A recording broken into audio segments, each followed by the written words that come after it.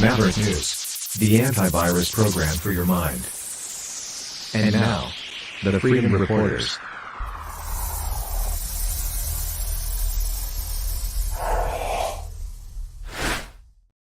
Good evening, everyone. I'm Rick Walker. Welcome back to the Maverick News Channel. I have someone with me tonight. Hello, Lori. Hello, old friend. Oh, sorry about the old part. Hi. No foul, no harm. All is well. It's okay. We're all old folks here. That's right. I'm becoming accustomed to. I'm secure with it, like my masculinity. That's right. And my age. That's right. It's called aging gracefully, baby. Well, in my case, maybe not so graceful, but anyway, we have a heck of a show tonight, thanks to you and your efforts to reach out and recruit people for interviews. Do you want to tell people who you've lined up for us tonight? Yeah. Well, I don't want to say she's old because she's not, but you'd have to be pretty old, I guess, to remember this date in history. Today, June 4th, marks the 55th anniversary of the assassination of Senator Robert F. Kennedy, who was running for president in 1968. He was challenging a very unpopular incumbent Democratic president, Lyndon Johnson, who had been the vice president to his brother, President John F. Kennedy. But there was no love lost between RFK and LBJ. By all accounts, those two absolutely hated each other's guts. So when the 1968 election came around, obviously Lyndon was very unpopular with the Vietnam War in full swing, and Bobby Kennedy poised himself as the anti-war candidate.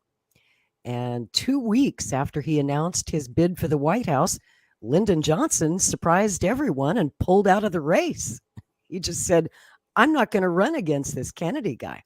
Kind of makes you wish Joe Biden would think about doing the same thing, but he's too stubborn to do that.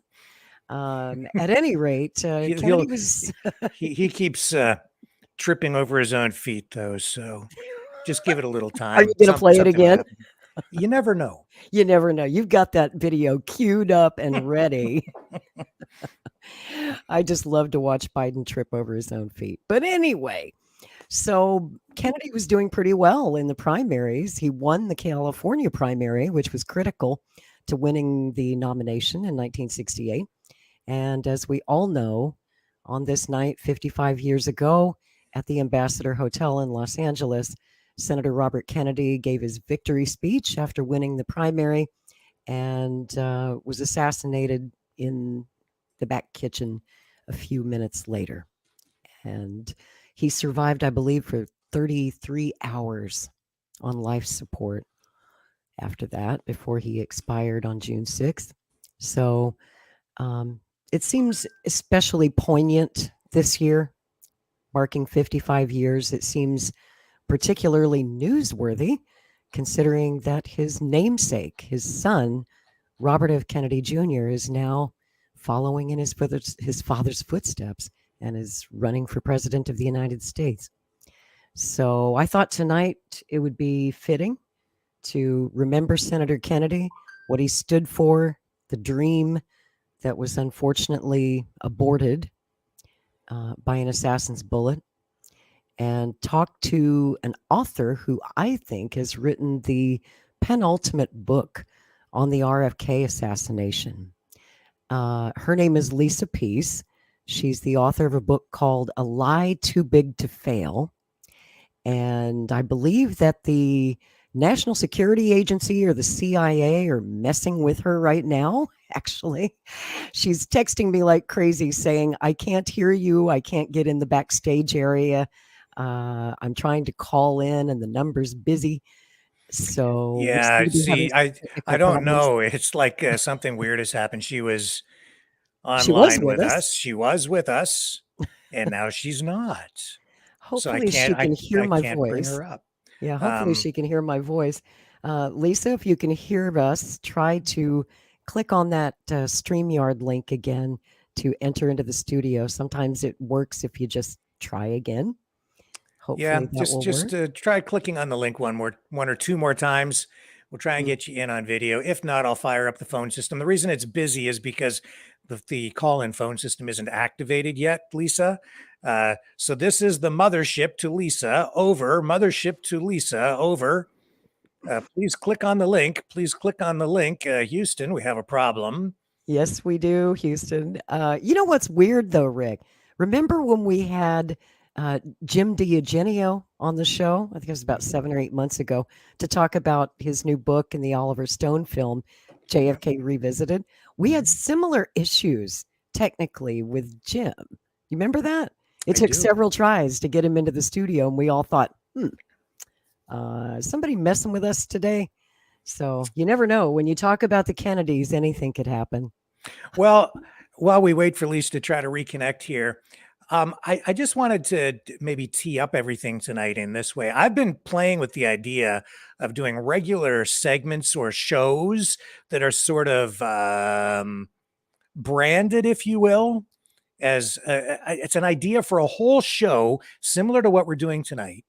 And the viewers can maybe weigh in on this at some point during the evening and share your thoughts on this. But I'm thinking we should do a show called True Spiracies. True Spiracies. True Spiracies. That's interesting. And so you take a subject. Tell me more. Like this. It could be any conspiracy or conspiracy theory. We go out and we find the actual facts or get people as close as we can to the actual truth on any particular subject that would be classified as a conspiracy or a conspiracy theory. Interesting. And so we could do maybe once a week, a whole show called True Spiracies on the Maverick News Channel.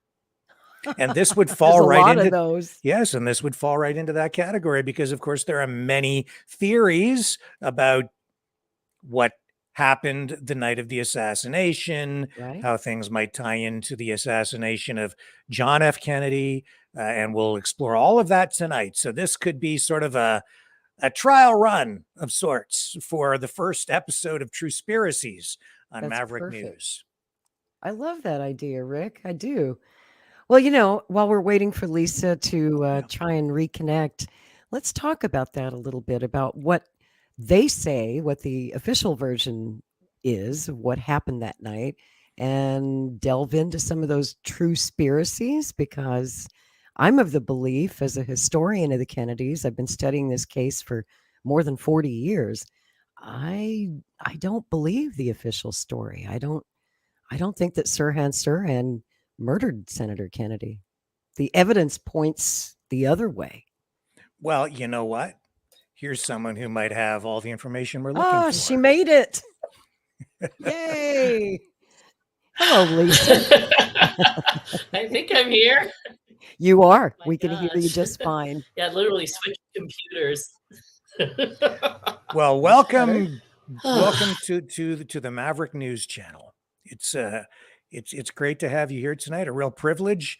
I'm excited to hear everything you have to say, because I can't say I read the whole book. I didn't start reading it until today. I only got not quite halfway through. Wow, that's impressive. I'm telling you. So I also can't promise that I absorbed all of it, but reading it as quickly as I tried to. But I did get, a fair distance in, and there's some key things in there, some of the evidence that you cite that really piqued my interest. So I'm very eager to speak with you and get some insight from you.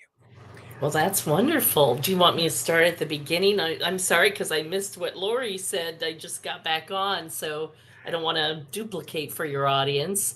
Did she set up the scene? Or? Well, a little bit. No, yeah, she did. She kind of gave the background on what happened, the night of the assassination, that we're now on the 55th anniversary. And Lori is of the belief that Sirhan yes. did not actually kill Robert F. Kennedy. Yes. So certainly interested in the evidence that you uncovered, because you at some point became interested in this. What was it that sort of led you down this path where you stopped just sort of taking note or taking interest in it and actually beginning and actually started to investigate this milestone in American history? It was a very specific moment. I had been researching the JFK case.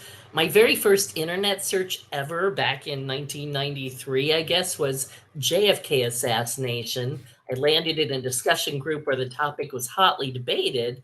I had picked up a book on the Robert Kennedy because to me, whoever killed one probably killed them both. That just made sense to me. But I was just beginning my research. But one day I was at the library. I used to, I'm such a nerd. I mean, I used to go on my lunch hour working downtown, a few blocks down to the library and look at microfilm and then go back to work. I mean, who does that, right? It seemed very natural to me at the time. But one day I was pulling out a drawer and I literally pulled out the wrong drawer. It wasn't the one I was looking for. And in that's it, where you found the microfilms. That's where I found, right, the Robert Kennedy files. And I knew enough to know they had only been released 4 years earlier.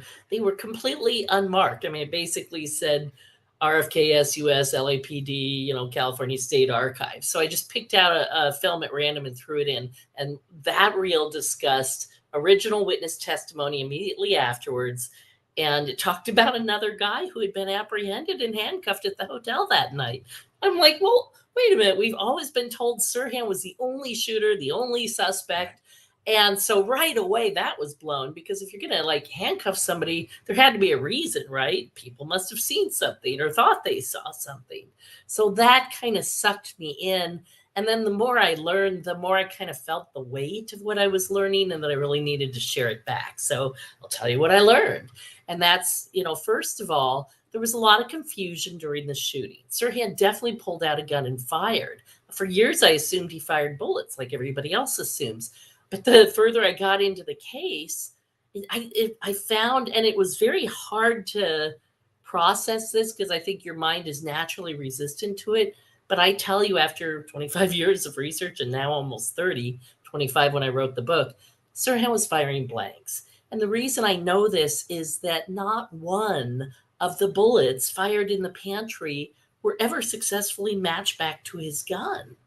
And the police seemed to know this. As I read through the witness interviews, a couple of witnesses started to talk about it sounded like blanks, and usually the police deflected right away. And Rayford Johnson was one of the best witnesses to this because he had seen blank guns fired all his life as a decathlon champion.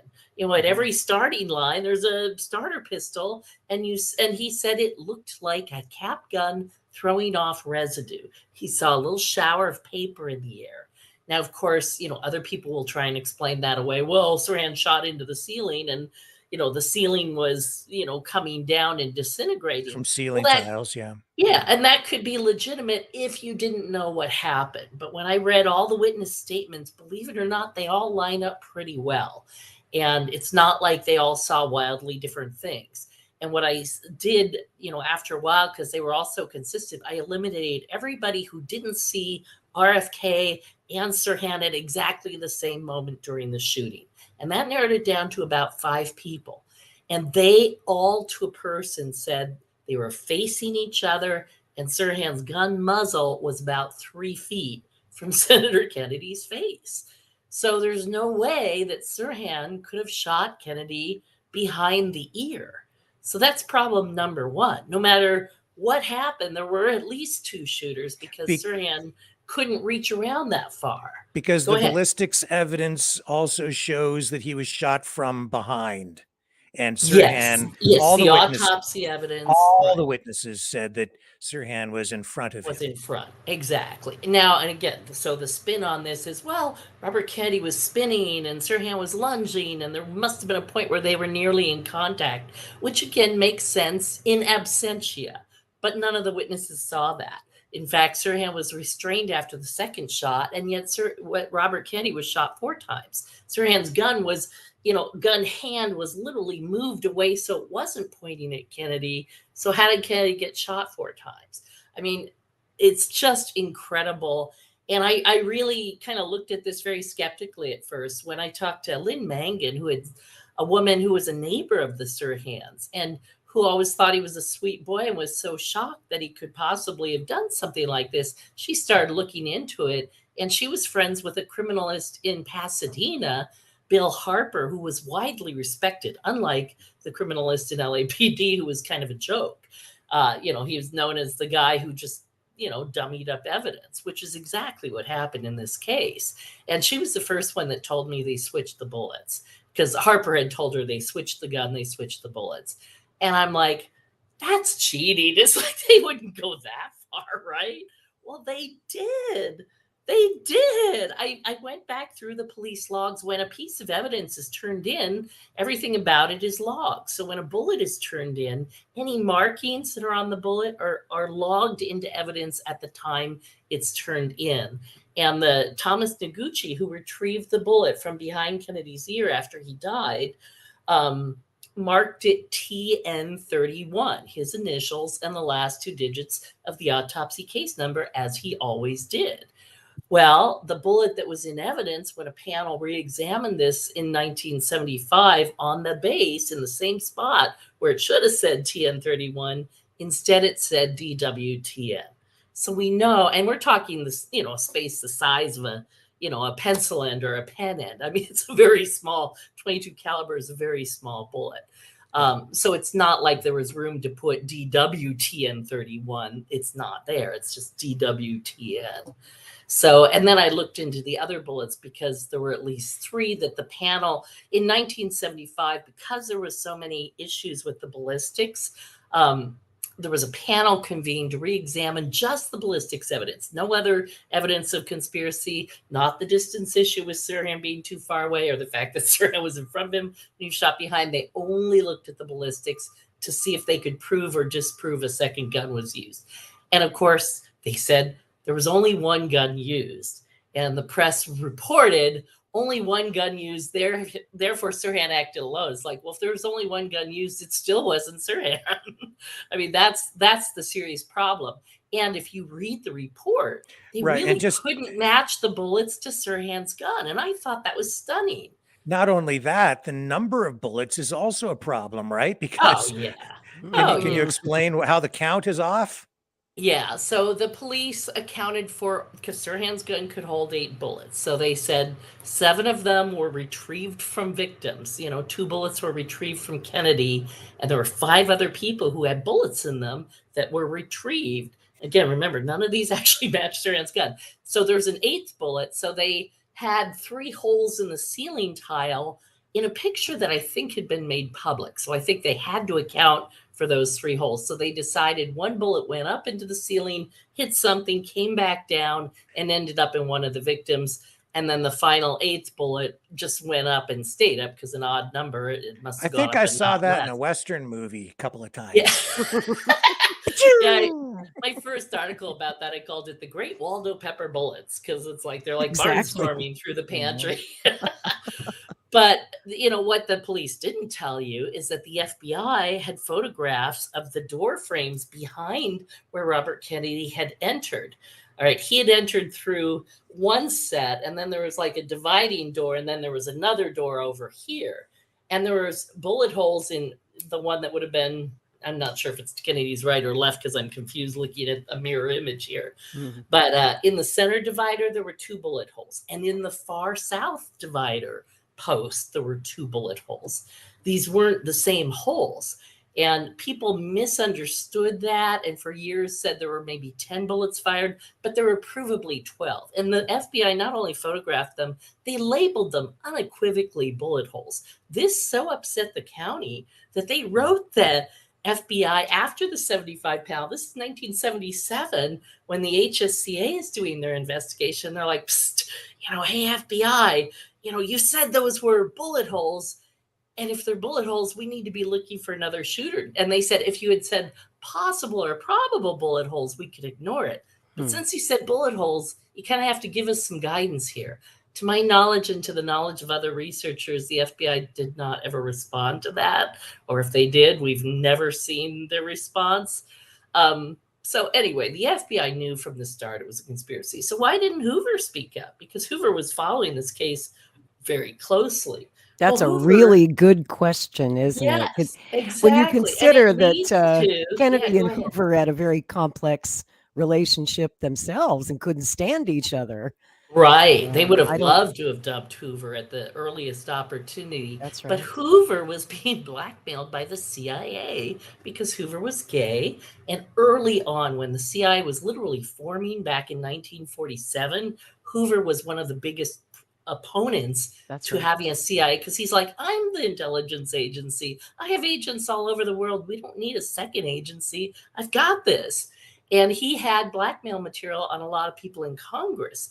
And so they really needed a way to neutralize Hoover. So the CIA guys, set up a little operation and literally got photos of Hoover having sex with his lover, Clyde Tolson. That's And they right. used that to silence him. And that's why he couldn't tell the truth about the JFK case or MLK or RFK or anything. That's right. And it's Hoover, for all his flaws, he didn't run assassination teams, at least not at that level. He wasn't overthrowing heads of government. The CIA was. True. He was just killing black activists like Martin Luther Exactly. King and That's why I Malcolm stopped X and myself. Fred Hampton. Yeah. But no, But I heads of don't- state was not something that Hoover was into. That was the CIA's job. Exactly. He didn't do regime change. And Yeah. for all the hate he had for the Kennedys, they had up to that point left him where he was, untouched. So, they may have wanted to remove him, but they may have feared him too, and not. And Lisa, I don't know if you think this as well, but I always felt that there was some mutual blackmail going on there. They say that Hoover, and of course we know Hoover kept a file on President Kennedy. He'd been, wiretapping him and collecting information on his private life, his sexual escapades Yes. since 1943 when Kennedy was in the Navy. So Hoover had all Exactly. the goods on JFK supposedly, and Yeah. they say that Hoover was blackmailing Kennedy, and I posit that Kennedy had knowledge of what Hoover was up to as well. So I think that there was maybe a little mutual understanding between the two, that I won't talk about your private life and you don't talk about my private life, and you've got a job as long as you want it here at the FBI, Mr. Hoover. That's possible. That's possible. Although, I will say there are so many lies told about JFK's sex life. I'm not saying he never had an affair, but he couldn't possibly have had all the affairs that are alleged. I mean, there aren't that many days on his calendar. That's one of my pet peeves. One an about hour or JFK. something. It's like, There's so many lies, and people believe them as gospel. I met a guy who worked in a hotel here in Santa Monica, and John Kennedy had come in with Angie Dickinson, and they were having a nice meal, and he literally fell asleep at the table. It's like, this guy was president. He was working all the time. He was passionate. He was much more passionate about being president than getting laid. I mean, he really wanted to run the country. And so there he is talking to this hot, sexy woman, and he literally falls asleep at the table. Wow. That's a story I never heard. Exactly. It's not in print anywhere. I just literally met somebody who worked at the hotel and told me this story. And again, maybe it's totally made up, who knows. But it would fit because it fits. I tend to believe that, actually. Yeah, he had a lot of and they had a known relationship, and they were definitely friends at least. So, well, Angie Dickinson later said, and it's a great quote, sometime after Jack died, some reporter asked her if she ever had an affair with him, and she said yes. She said it was brief. She said it was the most exciting 60 seconds of my life. Before he fell asleep. Presumably he fell asleep quickly. I love that quote. But we'll never know, and most of those stories are fake anyway. Fake news. Most of them are honestly made up. In fact, one of them was made up by a CIA agent while I was working on my previous book, The Assassinations. I walked into the grocery store, and there with the tabloids was a woman in the top right that said, I slept with, President Kennedy. And I'm like, oh, another one. Then I looked at the name, and it was Priscilla Johnson McMillan. Oh, yes, I remember that. She is the woman who met Oswald in 1959 in Russia, in the Soviet Union. and wrote an article about his defection. He never actually defected. And in fact, there's a lot of strong evidence he was a CIA agent on a mission to find out who the mole was, fake defection, to see what the Soviets wanted to know about the U-2 program. If they asked him a lot of questions, they didn't have a mole. If they didn't ask him any questions, then they did have a mole. I guess and Priscilla was one of those people that it was kind of like Forrest Gump. She just kind of showed up everywhere, right? Well, after the assassination in 1959, she knew Jack Kennedy, and she also knew Ruth She worked Paine. on his Senate staff. She worked for him. Yes. And honestly, she was not that attractive a woman. I really have trouble believing he ever slept with her.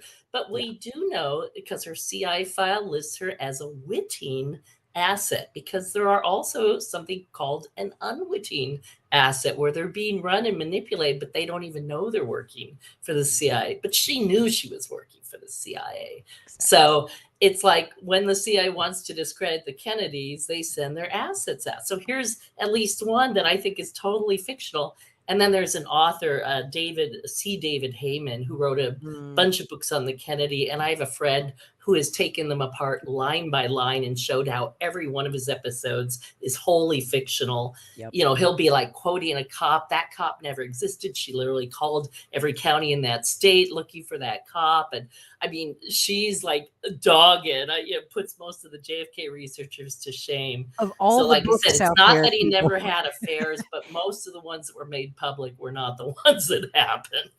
I have to ask, because C. David Heyman started this rumor, and it was a rumor that was going around for a long time. Since you're an expert on RFK, I figured I'd just ask while we're shooting down conspiracy theories. If it came from him, it's a lie. I can tell you that without even knowing. But he alleges in one of his books that after Jack's assassination, that Jackie Kennedy and Robert Kennedy got involved romantically. Yeah. No. Do you think there's any evidence to support that? No, they were very close and friendly, and he cared about her and she cared about him, and they were both grieving the death of Jack, and he was concerned for Jack's kids. So they did spend time together. Yeah. I've never seen any credible evidence, and I read that stuff. When I see it, I read it because I'm like, well, maybe there's a fact in there somewhere. It's always fact-free, and it's when you follow who they source it to, and then those people either don't exist or conveniently died 12 years before he ever made that allegation. See, David Heyman is famous for that. He'll put words in the mouth of Kenny O'Donnell and claim it's from an interview. But Kenny O'Donnell died in the 70s, and he's written like 3 or 4 books before that where he never surfaced that. It's like I would have led with that.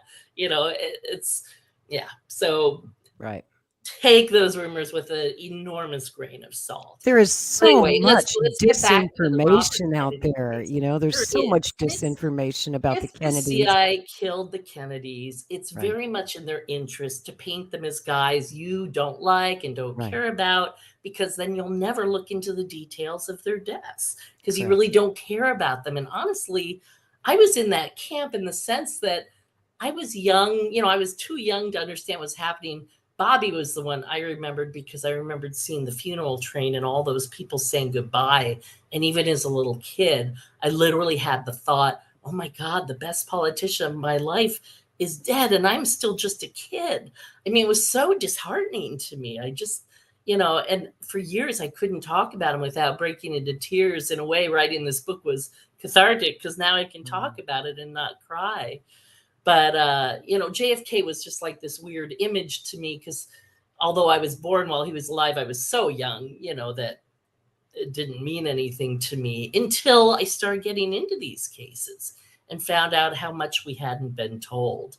So, and just to make people, we really haven't plugged your book here yet. And this is one of the main reasons you're on the show tonight is you are the author of A Lie Too Big to Fail.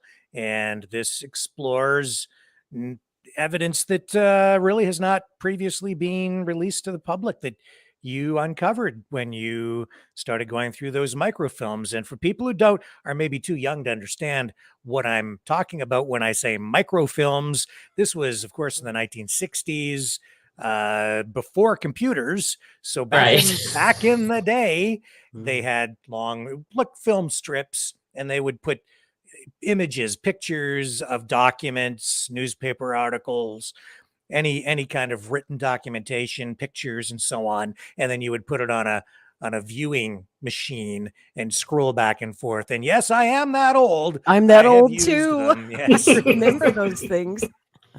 That's right. Yeah, it was kind of a pain getting that stuff threaded so that you could actually read through the documents. Well, But Lisa, tell me a little bit about the documents that you unearthed in your research that had been kept from the public and why they were kept from the public. right. So again, it was the LAPD did their own investigation. They called it Special Unit Senator. They had a special unit set up. Some of them had been, one of them, one of the leaders had been retired officially months before the assassination, but they brought him back. And the guy that they brought back was Manny Pena, who had worked with the CIA. His brother said he was very proud of his service to the CIA. It was kind of an open secret. And he was put in charge of the conspiracy investigation because they had, different things like the medical evidence and this and that. But he was the one who had full say. And so it was very interesting to read witness interviews because Pena would put his comments on a cover sheet of each interview. And for example, there was a girl in a polka dot dress who had been seen not just by Sandy Serrano. She had been seen by numerous witnesses. I have like 20 witnesses to a girl in a polka dot dress. She was even photographed her pictures in the newspaper. No, that was a staged photo. And I wouldn't have known that if I hadn't met the guy who worked for that newspaper, Citizen News. Yes, there's a picture in the upper left or right. Again, I can't do it in mirror image of a girl from the back in a polka dot dress. That was staged. That is not the real girl. But she was picked because she sounded like she fit the description. A little bit chunky, very curvy, big bouffant black hair, a white dress with dark polka dots because a couple of witnesses talked about a black dress with white polka dots, which is not the same thing. And there were at least 2 different girls seen with somebody who looked like Sirhan that night. And in the course of my research, it became very clear that there were 2 teams. Sirhan was with the girl who was voluptuous.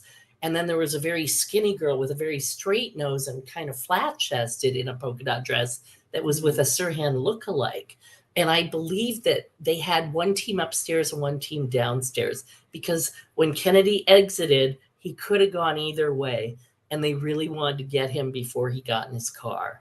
It's very clear that they might have even had a couple of assassination attempts 2 episodes prior. There was somebody who looked very much like Sirhan who seemed to have a gun in his pocket at an event in Oregon. Sirhan was not in Oregon. But, the way things can be twisted, I'm sure they could have, flown him up there and had him on standby to be arrested if the other guy got caught. It's so weird. And then there was an event out in Pomona where a girl in a polka dot dress and a guy. You had me going there for a minute. Like Sirhan. Yeah, Sirhan in a polka dot dress and a guy. Yeah, there you go. But it's like they had kind of broken into an event that Kennedy was having, a private event out in Pomona. So there was also a sighting of a girl in a polka dot dress and Sirhan lookalike or Sirhan on the Sunday, 2 days before the actual shooting. And again, maybe that was a dry run. Maybe that was an attempt that didn't come off. Maybe they didn't get a good moment with him. And that was the end. I know in the JFK case, there were 3 previous plots that had failed before they finally got him in Dallas. Because people are like, oh, you can't keep things secret that long. It's like, look how long. Oh, yes, they did. Yeah, it's like, just don't report it. These plots were kept secret for years. Those were known only to the Secret Service, pretty much. Yes, exactly. Yeah. And eventually some researchers pried it free. And I believe I've pried free a lot of what really happened there. And the most interesting character in the pantry is the guard who was holding Kennedy's elbow and leading him through the pantry, gets about halfway through. And then one witness said it looked like the guard was holding him in place while he was being shot. And I believe that was Thane Eugene Caesar's role. Right. See, Kennedy was shot 3 times under the arm, right by where the guy was holding him. All right. He was literally holding this elbow and Kennedy was shot under that. so I could be holding the elbow with one hand and shooting under. And Thane Caesar's a big, bulky guy. He was like 6 feet, and with his own body could have hidden his hand, shot him under the arm where no one could see. And that's the one that was retrieved was one of the ones that was shot from under the arm and lodged in the back of his neck. All right, but if Caesar had actually held his gun up to Kennedy's head, many more people would have seen it. And in fact, there were 2 witnesses who said it was a guy in a white busboy uniform who shot Kennedy right at his head, like literally with a gun against his head. And of course, witnesses can often be confused. We know who the busboy was, and of course, he was innocent. He was trying to render. Oh, no. I'm talking about a busboy that has never been interviewed or captured or seen. And in fact, I talked to Juan Romero because I'm like, you knew all the other busboys. Was there anybody there, that you don't remember hearing interviewed or that disappeared that day? And he goes, there was this one guy, Walter. And so it's like there could have been other, and of course, it wouldn't even necessarily have been an actual busboy. It could have been anybody dressed in a busboy uniform. And so I literally met one witness on the set of Bobby. I was in Emilio Estevez's film, Bobby. Oh, yes. Yeah. I had actually shared some of the Girl in the Polka Dot Dress files with his assistant, who later became his wife. And it was fun because I'd arranged them in like order of like light information to heavy information, and her jaw literally kept hanging further as she got through the file, to the point where it was like her jaw was like on the table as she's reading it. It was so funny to watch. And she's like, oh my God, there was a girl. Because I thought maybe they could work that into the film, but they chose not to. But the other guy, I mean, the person that I met had actually been in the pantry, and his name is Ray. And if I do an update on my book, I'm going to write about him because he's written about it a couple of times. He was 100% certain that he saw Sirhan shoot Robert Kennedy from behind. And I'm like, well, it couldn't have been Sirhan. And It's he's impossible. like, and he was in a white busboy uniform. They were using lookalikes. And that's so that if anybody saw somebody and they remotely resembled Sirhan, it would be easy to explain it away. That makes a lot of sense, because in the JFK assassination, there are multiple Oswalds who look just enough like Lee Oswald that witnesses would say, oh, I saw that Oswald guy at the car dealership or here or there. Exactly. And that way it doesn't matter who sees what, because they're going to say, well, he had dark curly hair and he looked ethnic good. It must be Sirhan. And Los Angeles is full of guys like that. There's a lot of Mexicans, Hispanics out there. And at first, a lot of witnesses described Sirhan as Hispanic, Yeah, and some thought he was Filipino, which is interesting because the CIA had a Filipino assassin who had also been hypnotically programmed, but he'd been deported under a fake name to the Philippines, which I learned is a way they infiltrate people into a country. They send them back, and get them into jail and then hope they can break out and complete their task.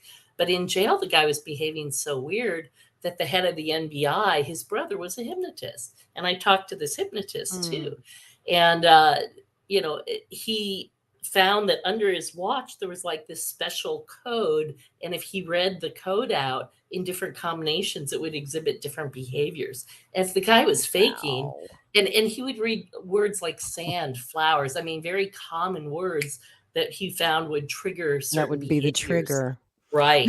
Before we get into mind control, because that's going to be another aspect of this story and very important aspect, I do want to interrupt real quick just to point out to some of the younger members of our listening audience.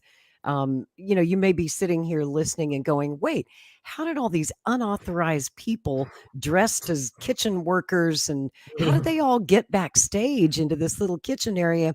It's important to point out that back then, presidential candidates did not receive Secret Service protection. Security for the Kennedy campaign in 1968 was essentially run by a couple of guys, a couple of friends of Robert Kennedy. Thane Caesar was a security guard hired by the hotel to be there. And he had just gotten that job, right? Like a couple of days earlier, he'd just been hired by this security company. So he was a rent-a-cop. And he was authorized to have a firearm. when they asked for his phone number, he couldn't even give the phone number of his employer. He gave the phone number of his friend who got him the job. So it's like that should, there's so many loose threads, where people could follow up. And had the police wanted to do a real investigation, they could have. There was so much data there.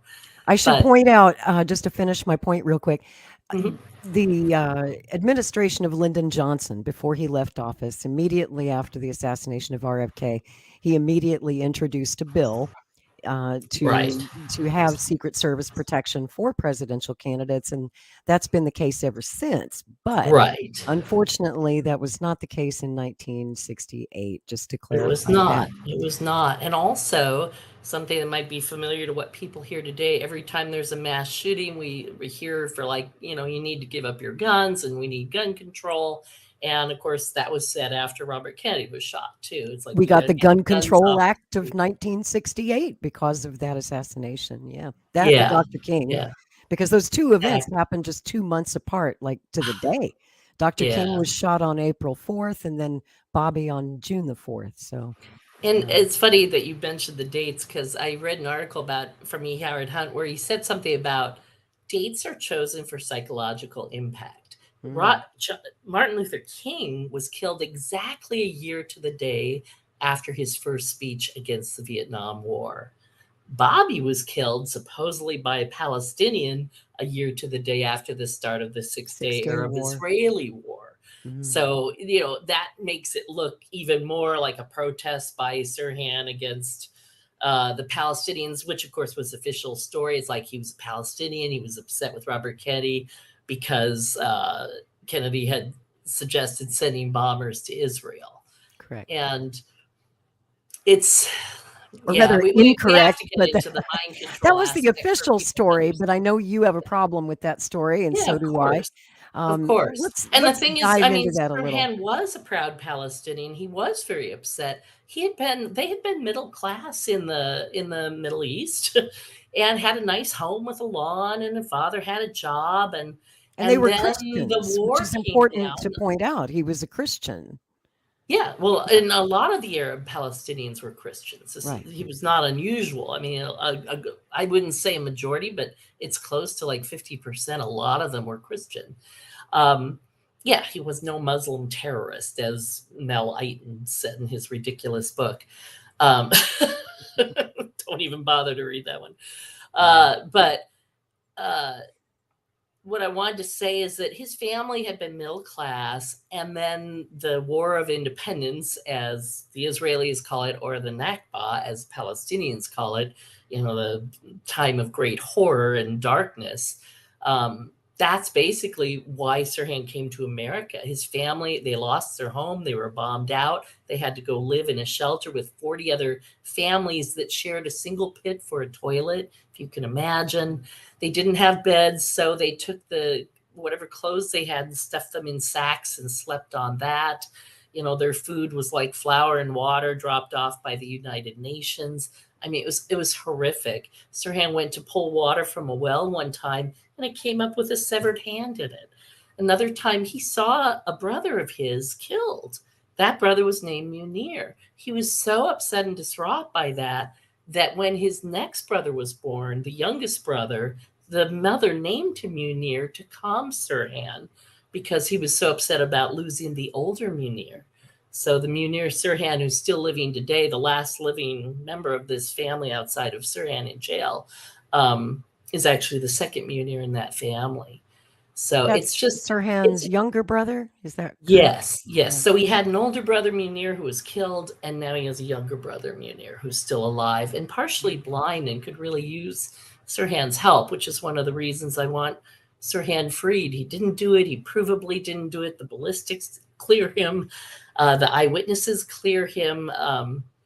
And like I said, why would he stand there firing blanks and taking the blame for conspiracy if it was conspiracy? The only logical explanation for that is the one that he's always claimed. He said, I have no memory of this. When you're hypnotized, and people who've not been to hypnosis shows or not themselves been hypnotized, well, actually, people who have themselves been hypnotized usually don't understand this because a lot of them think they weren't hypnotized. And I would see this. as I was studying the hypnosis angle, because to me it's very obvious Sirhan was a hypnotized patsy put in place to fire a gun of blanks, pull all the focus in the room so that at least 3 other gunmen could get the job done. One being Caesar, one being the busboy who shot him in the head. And there was also a shooter on the table. And there's videos still online of George Green being interviewed moments after he's like, the shooter stood on the table. Oh, yes. It's That's like, right. it's Because there were a right lot of there. He's not cameramen the who only were one. standing on tables to try and get a Yes. better angle for Right. their cameras. So was this person And posing they as a had guns journalist? in or- cameras too, which is something people don't Yes. understand. And I learned about when Gerald Ford went by my house in 1975. It was the Mm. day before Sarah Jane Moore shot him, and she had Yeah. already threatened to get him at Stanford. And I lived in Palo Alto, and Ford went right down Embarcadero Street. I'm a little kid, I'm like 13, and I went to the front door and I lifted my camera, and a SWAT team member jumps off, points the gun at me, and says, "Put the camera down." Oh, And I was my. terrified. I'm like, why can't I take a picture of the president? They literally had rifles in cameras. And so they couldn't take a chance that I wasn't going to kill, President Ford. They'd already had a threat that day. I didn't learn that until years later. But one of the Mm. witnesses said when the bullets started, she said it sounded like flash bulbs going, like breaking. And I thought if somebody had a camera gun, that's probably what it would sound like, because maybe the bullet came out through the flash bulb. It's With the wild. CIA, anything is possible. It Well, is I've been to the certainly CIA possible. museum. They have a gun that's a 22 that looks exactly like a pack of cigarettes, but you hit a certain button, boom, it fires. They had another gun you wear like a ring, and the bullet is under your hand, and when you move your finger, the bullet comes firing out. The Navy had because somebody talked about how the guy with the busboy with his hand at Kitty's head, one of the witnesses like, but I didn't see a gun. I don't know why I didn't see a gun. Well, they had these guns that were hidden inside white gloves. And if it was like a plunger action. If you put enough pressure, it would trigger the gun and fire into the person's head. And this is all, again, I'm not making any of this stuff. This is all right out of the LAPD's files and out of the witnesses that I interviewed.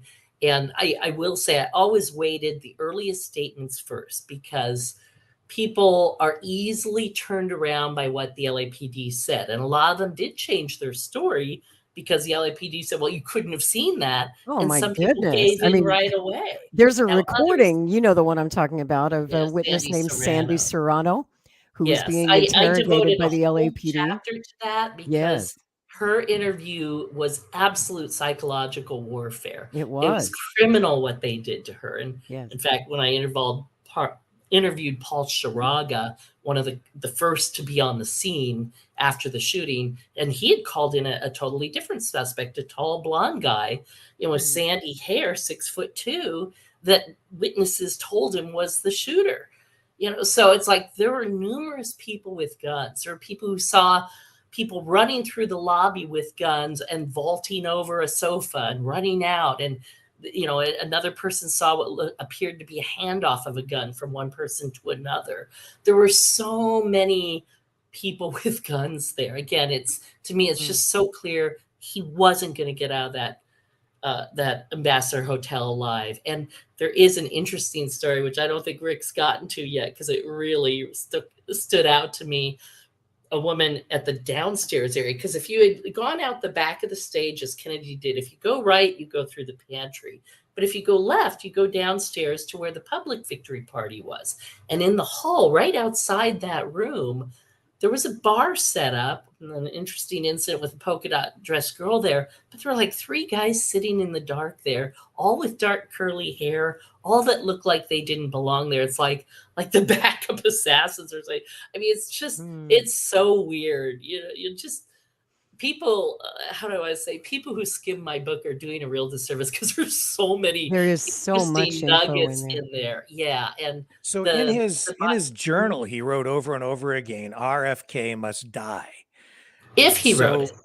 If he wrote it, because one of the first people from the LAPD to look at that couldn't couldn't say that that was Sirhan's writing. Sirhan himself had no memory of writing anything like that.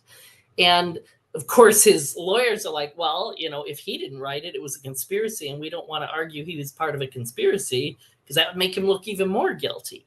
But if he was being mind controlled and programmed, he may have written it, he may not have. The reason I'm not at all convinced is I have seen writing that he did for his lawyers because they hypnotized him after, when they were constructing his defense, they were trying to get him to remember, since he clearly had a black hole for the whole pantry scene. And that's why Sirhan hadn't proclaimed his innocence for years, because he assumed he was guilty because everybody told him he had done it.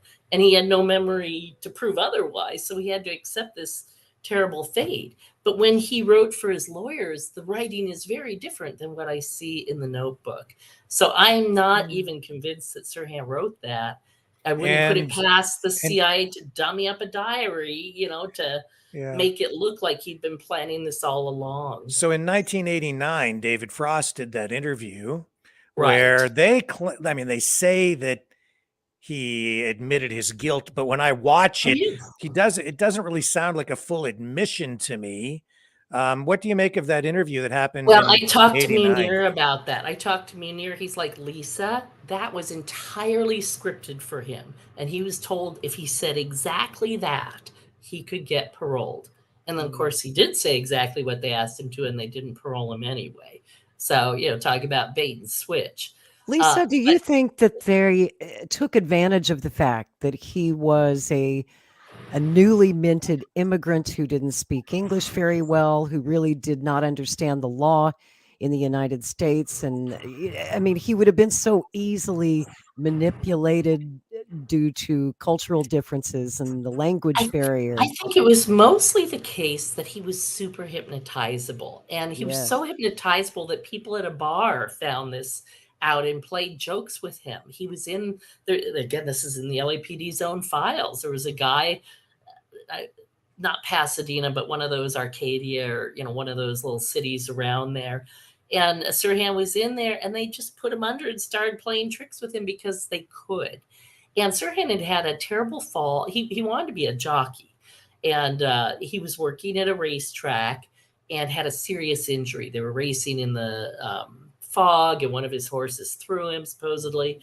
And he ended up in a hospital. And it turned, according to the doctor, his injuries were very minimal, thank God. As he had some heavy bruising and a little internal bruising, and but nothing that was long term. So I don't know if you've ever been in a hospital. I've been in a hospital. I've had surgery. I never went back to a doctor 13 times in the next 12 months after any of my incidents or surgeries. And his was supposed to be very mild. But the FBI found that he went to a doctor 13 times. Interestingly, they didn't reveal which doctor. So I thought that was very interesting too. And I think somebody in the hospital probably noticed how suggestible he was. In one of my books on hypnosis, that was one of the places they spot people is in hospitals, because people coming out of anesthesia and stuff, it's really easy to tell like who's hypnotizable and who isn't. And so they said that was a perfect place to get hypnosis victims. I've often wondered if his special doctor was named Dr. Jolyn West.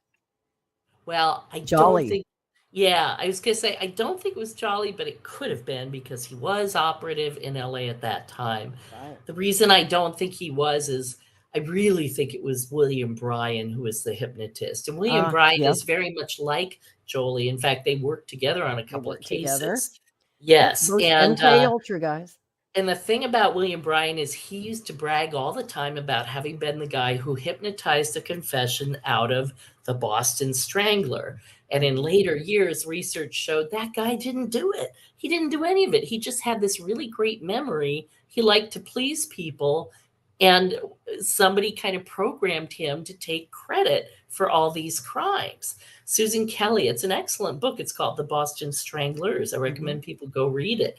But William Bryan was involved in that case, doing very coercive hypnotists, and literally planting the motive during hypnosis. And they tried to do that with Sirhan, and it didn't take, interestingly enough. Sirhan, you know, there's Kennedy. Do you see him? Look at him. Reach for your gun, Sirhan. Where's your gun? All right, fire at him. Fire, fire, fire. Do you remember that? Right.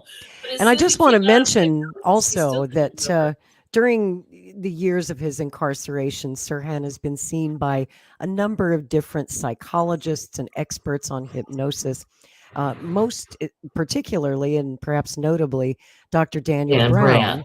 I write about that in my book, and he's the leading expert on hypnosis and coercive persuasion at Harvard Medical School, and he spent at least a decade working one-on-one with Sirhan while he was behind bars, trying to deprogram Sirhan. Well, not so much deprogram, but he interviewed him in a very different way, whereas everybody else had been coercive, you know, reach for your gun, and can you remember that? And he's like, what did you see? What happened? What happened next? And through that scenario, Dan Brown got Sirhan to remember he was enticed by this woman in a polka dot dress who seemed very sexy to him. Sirhan thought he might get lucky, and he was following her around like a puppy. She led him into the pantry. She got him up on a tray stand and was holding him, which was what Vince DiPiero saw. Sirhan said at that point, she looked up to the right. That would have been, from that position, exactly where the shooter on the table would have been standing. And that must have been the person signaling her that, hey, Robert Kennedy's coming in. And so then she moves Sirhan directly to the middle of the room, and then she pinches him in a certain way. And Sirhan, in his hypnosis memory, he said, suddenly I was back at the shooting range. He'd spent 8 hours that day at a shooting range doing target practice, you know, just because he thought it was fun. You know, it's like, again, he was not going to the target range to practice to kill Kennedy. And in the pantry, Sirhan was seeing a target. He was not seeing Kennedy. And I would not have believed that or understood that had I not seen a very specific episode at one of these hypnosis shows that I went to. I had gone to a show, and I actually ended up talking for like 20 minutes before a show to a woman who ended up being one of the participants. So I thought, great, I'll get a before and after. She was as normal, as nice as any normal person could be, right? Gets up on stage during the show. He's like, you won $1 million or $35,000. And he's like, this is a check for $35,000. And he hands her what's clearly like a Monopoly $100 bill or something. And she jumps around, you know, as you would expect, and so on. So anyway, the show ends. You're all unhypnotized. Go home. I talked to the hypnosis person. You know, I wanted to ask him about the Sirhan case. He got very uncomfortable and left the area quickly. Too young to have been involved, but clearly a sensitive subject. And as the crowds are partying, that woman is still there. And so I went up to talk to her, and she looked kind of distressed. And I thought maybe she'd lost her family or kid had wandered off. I wanted to see if I could help. And she's like, well, I have to give this back. And I'm like, it's just play money. I don't think he cares. And she goes, no, it's a $35,000 check. And it's just play money. And so I said, can I hold it with you? Let's look at it a little closer. What do you see in the upper right-hand corner? I'm pointing to like the 100 in a circle.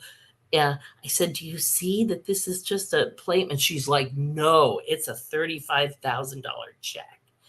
And that was the first time I realized you can make people see things that aren't there. And at that point, I hadn't read Dan Brown yet, but I thought Sirhan was seeing something that wasn't there. And that's what he was firing at. And so it's clear to me that he was programmed to fire at a target on command. And he assumed there was a target.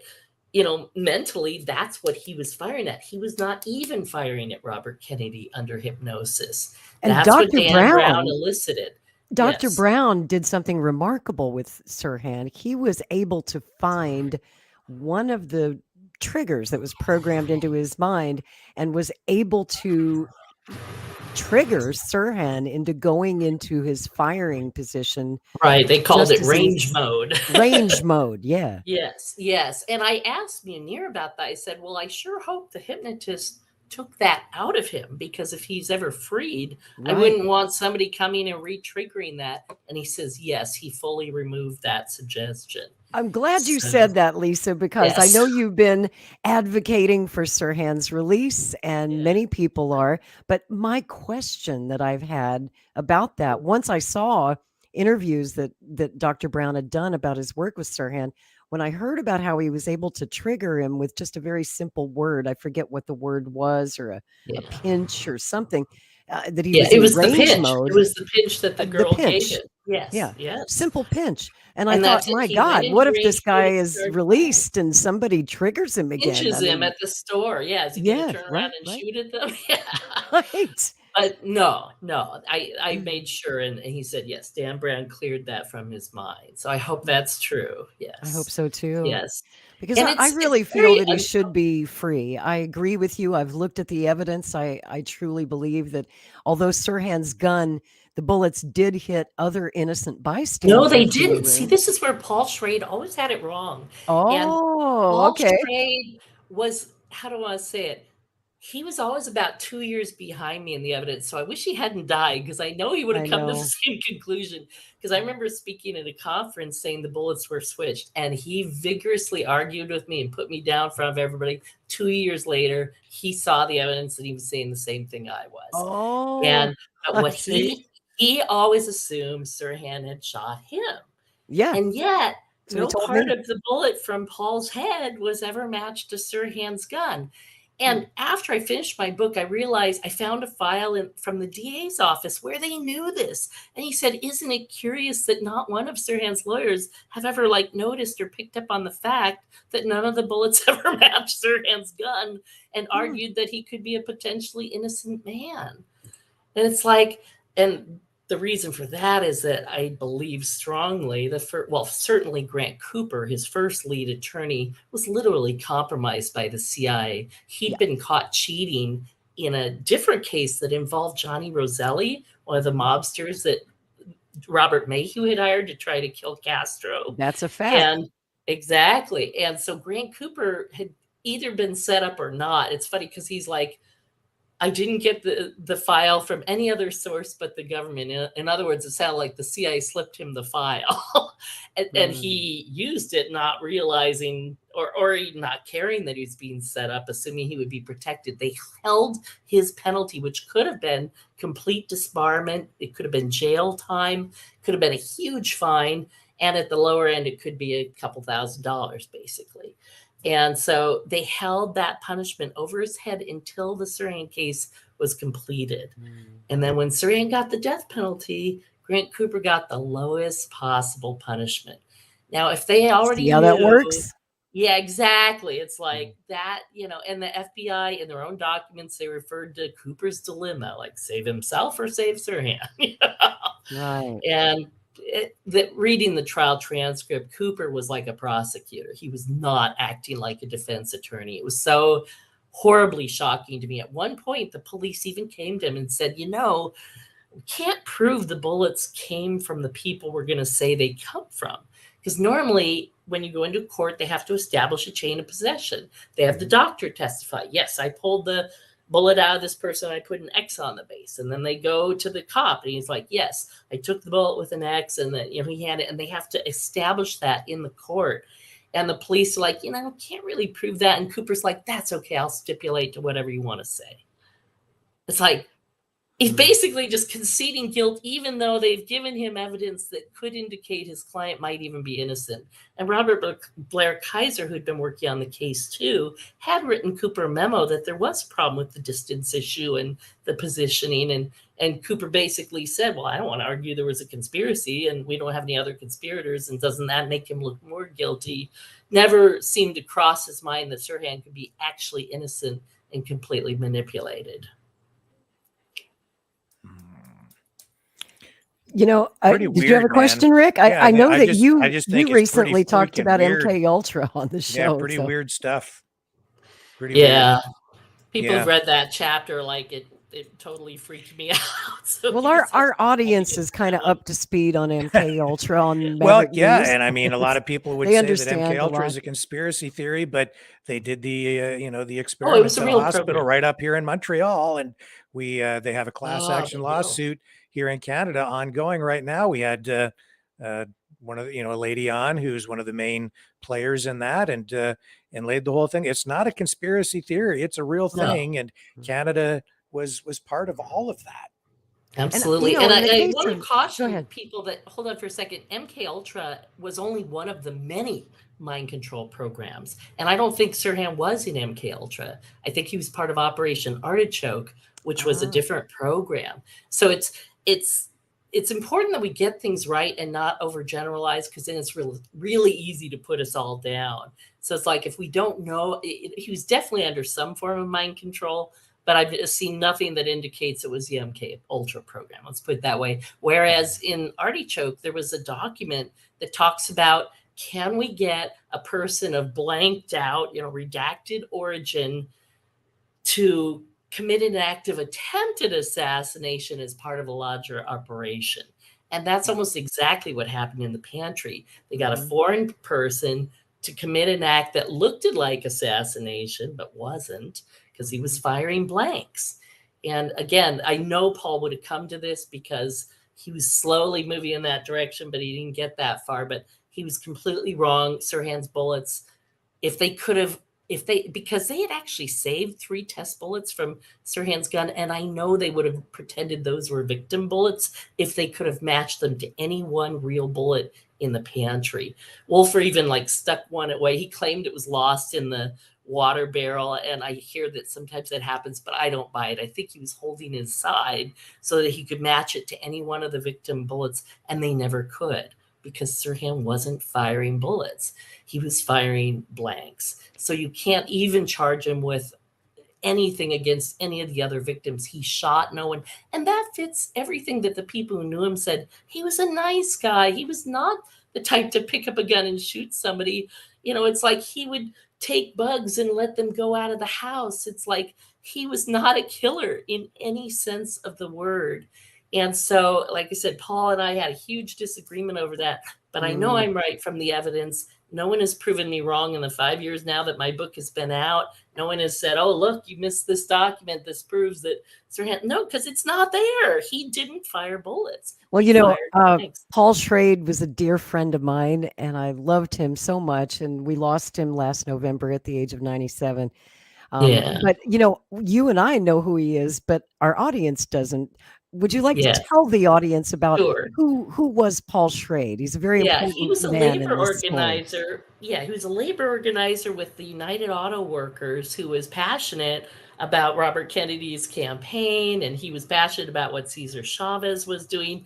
And late into life, I got to know him obviously through this case, but I also got to know him because every time I would go to some liberal activist event in LA, Paul Schrade would be there. Yes. So I talked to him, several times over the years, and we had a great relationship until my book came out, because I just have to say, it's like nothing to him was a fact until he said it first. And the fact that I kind of beat him to this punch, I think, was hard for him to swallow, because why didn't he see it?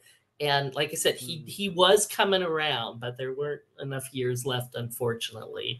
Paul, he spent some 40 plus years of his life trying to get down to the bottom of what happened that night in the Ambassador Hotel pantry.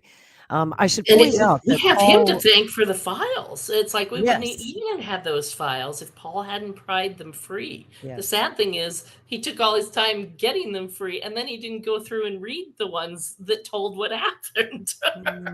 Interesting. So, but who's to know? And he for years put down Lynn Mangan and, oh, she's wrong, and this and that and this. And again, they became good friends before he died because he was coming around. So yeah, I'm going to tell you a personal story. And you may have heard this on my interview with George Galloway. When I was working with Robert F. Kennedy Jr.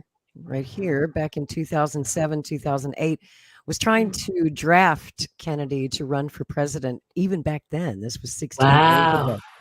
Good And job. during that time, Paul Schrade asked me personally to reach out to Bobby on his behalf and bring him evidence that Paul had in these files, the autopsy, and most importantly, the Brzezinski recording, which is a vital piece of evidence in this case. And it had only just surfaced around that time after being stuck in the archives. Johnson at Nobody CNN paid any found attention that. to it. Yes. So the Yes. Brzezinski recording, basically it was I think a radio or newspaper reporter had an audio recorder, a tape recorder with him back there in the room. And when the shots rang out, there was an audio recording made of the gunfire. And when that tape emerged some 40 years later, it was analyzed by experts who isolated, I believe, at least 13. a minimum of 13 gunshot sounds, which of course means that Sirhan was not acting Couldn't have been alone. He only had an 8-shot revolver. You can't get 13 shots out of an 8-shot revolver. So Paul was very excited about trying to convince members of the Kennedy family to join him in his efforts to get the case reopened. Sort of like what the Dr. King's family did in the 90s when they sued the government. So Paul Schrade reached out to me and said, "Hey, can you get this evidence to Bobby?" How did you know Paul? He literally found me. He tracked me down. Oh, funny. Okay. Paul was, a very determined man. Very Yes, persuasive man, and he didn't take no for an answer, which I loved about him. He was so determined to get to the truth, and a very charming and witty and wonderful human being. So he reached out to me. We developed a friendship. I have probably 12 or 13 hours of phone interviews that I did with Paul about this case. And during that time, he was on a crusade to try and educate the Kennedy family, the Ethel and the kids. God bless him for that. Yes. Bless him for that. But Lisa, he got the door slammed on his nose. Every member of the Kennedy family, including Ethel, said, "Go away, Paul." And that was heartbreaking to him because he was a close friend of Bobby Kennedy's. He was also close to Jack Kennedy. He'd been a labor organizer on the 1960 campaign for JFK, and then was labor organizer on Bobby's campaign, very close friends. And so it broke Paul's heart when the Kennedys did not want to talk to him. They didn't want to look at his evidence. In the family, there has always been this accepted dogma that Sirhan did it. He's guilty. We're not talking about it, period. Yeah. And it was at that time that I said, "Okay, Paul, look, I will go to Bobby and I'll take him your evidence, but don't get your hopes up, man, because I've tried talking to him about JFK. I've tried talking about his father's case. He does not want to go there. He's just not, it's too painful, too traumatic. He just doesn't want to do it." And so for months on end, for the better part of a year, I was like this courier between Paul Schrade and Bobby Kennedy. And I'm relaying packages, I'm sending him tons of evidence that Paul would send me DVDs and copies of paperwork. And I would send these huge fat packages to Bobby. And I honestly think that he put them on a shelf somewhere and just never really looked at them. When Bobby came to LA, Paul wanted to meet with him. And I said, you could at least have lunch with the man. What harm would it do if here's his phone number? So I'm the one who gave him Paul Schrade's number. And I said, just call him. Just call him. Just you talk to him for 30 minutes. And I knew that if Paul could just talk to Bobby for 30 minutes, he would get him interested. And Bobby has a curious mind, and he's a great lawyer. And he knows how to evaluate evidence. The question is, could he do so fairly and objectively in the case of his own father? So it took several years of trying to get Bobby to look at the evidence that Paul had. He finally did. That meeting between those two did finally happen. I'm so glad it did. I am so grateful to you. They became good friends, towards the end of his life. I would never have met Bobby if you hadn't got him interested in those cases. Well, because there you he go. actually had me over to his house because he lives in LA now. Yep. When he started, or when he was working on American Values, his previous book before the Fauci I book. love that book. And it's such a good book. It's such a Mhm. good book. But originally, the book was going to have a chapter about the assassinations of JFK and Robert Kennedy. And he was trying to condense it all down into, like one chapter. Good luck. And I and other researchers are like, you might want to rethink that because there's so much to say and it's hard to prove anything in that small space. Look how many pages it took me, like 800 pages to try and make my case, or 500 pages with 800 footnotes. Right. And it's a lifetime of Yeah. work for someone like you. Oh, yeah. Like I said, it's easily, I've been at this now more than 30 years. So it's just, yeah, people who get into the case and they read 2 or 3 books and then they write their own book on the case. They're usually not very good because you kind of need to know what's already been said to know what's new and what's important and what's different. And Right. I read all the other books on the Robert Kennedy case before I wrote my own, and some were very good and some were terrible, and some were just kind of a summary of everything that had come before and nothing new. So, but yeah, Bobby's interest now is of course very genuine. And the day Thane Eugene Caesar died, he called me. He's like, Lisa, I need that picture of Thane. It's in Dan Moldea's book. Do you have it? I'm like, I think I do. And he's like, well, come over anyway. He's like, because I know I have it here somewhere. And so he literally like sent me looking, through his books to help him find it. And then he was drafting his post. And I brought over something I hadn't shared with him previously. And those were the files where I dug up that proved Thane Caesar worked for the CIA. And he's like, oh, this is great. And it's like, I wanted to tell you sooner, but I was afraid you'd go blab about it before my book came out. And that was like one of the big new things I had in my book. So, but I mean, just isn't that chilling that literally the guy holding Kennedy's elbow as he's being shot and maybe shooting him himself worked for the CIA in later years and probably at that time too. He was ostensibly moonlighting as a plumber at the Skunks Work facility in the valley here, San Fernando Valley, which required like CIA clearance because those were the CIA spy planes being developed there. He was also moonlighting as a bodyguard for Robert Mayhew, serving Howard Hughes. I mean, he was a bodyguard for Howard Hughes, hired by Robert Mayhew.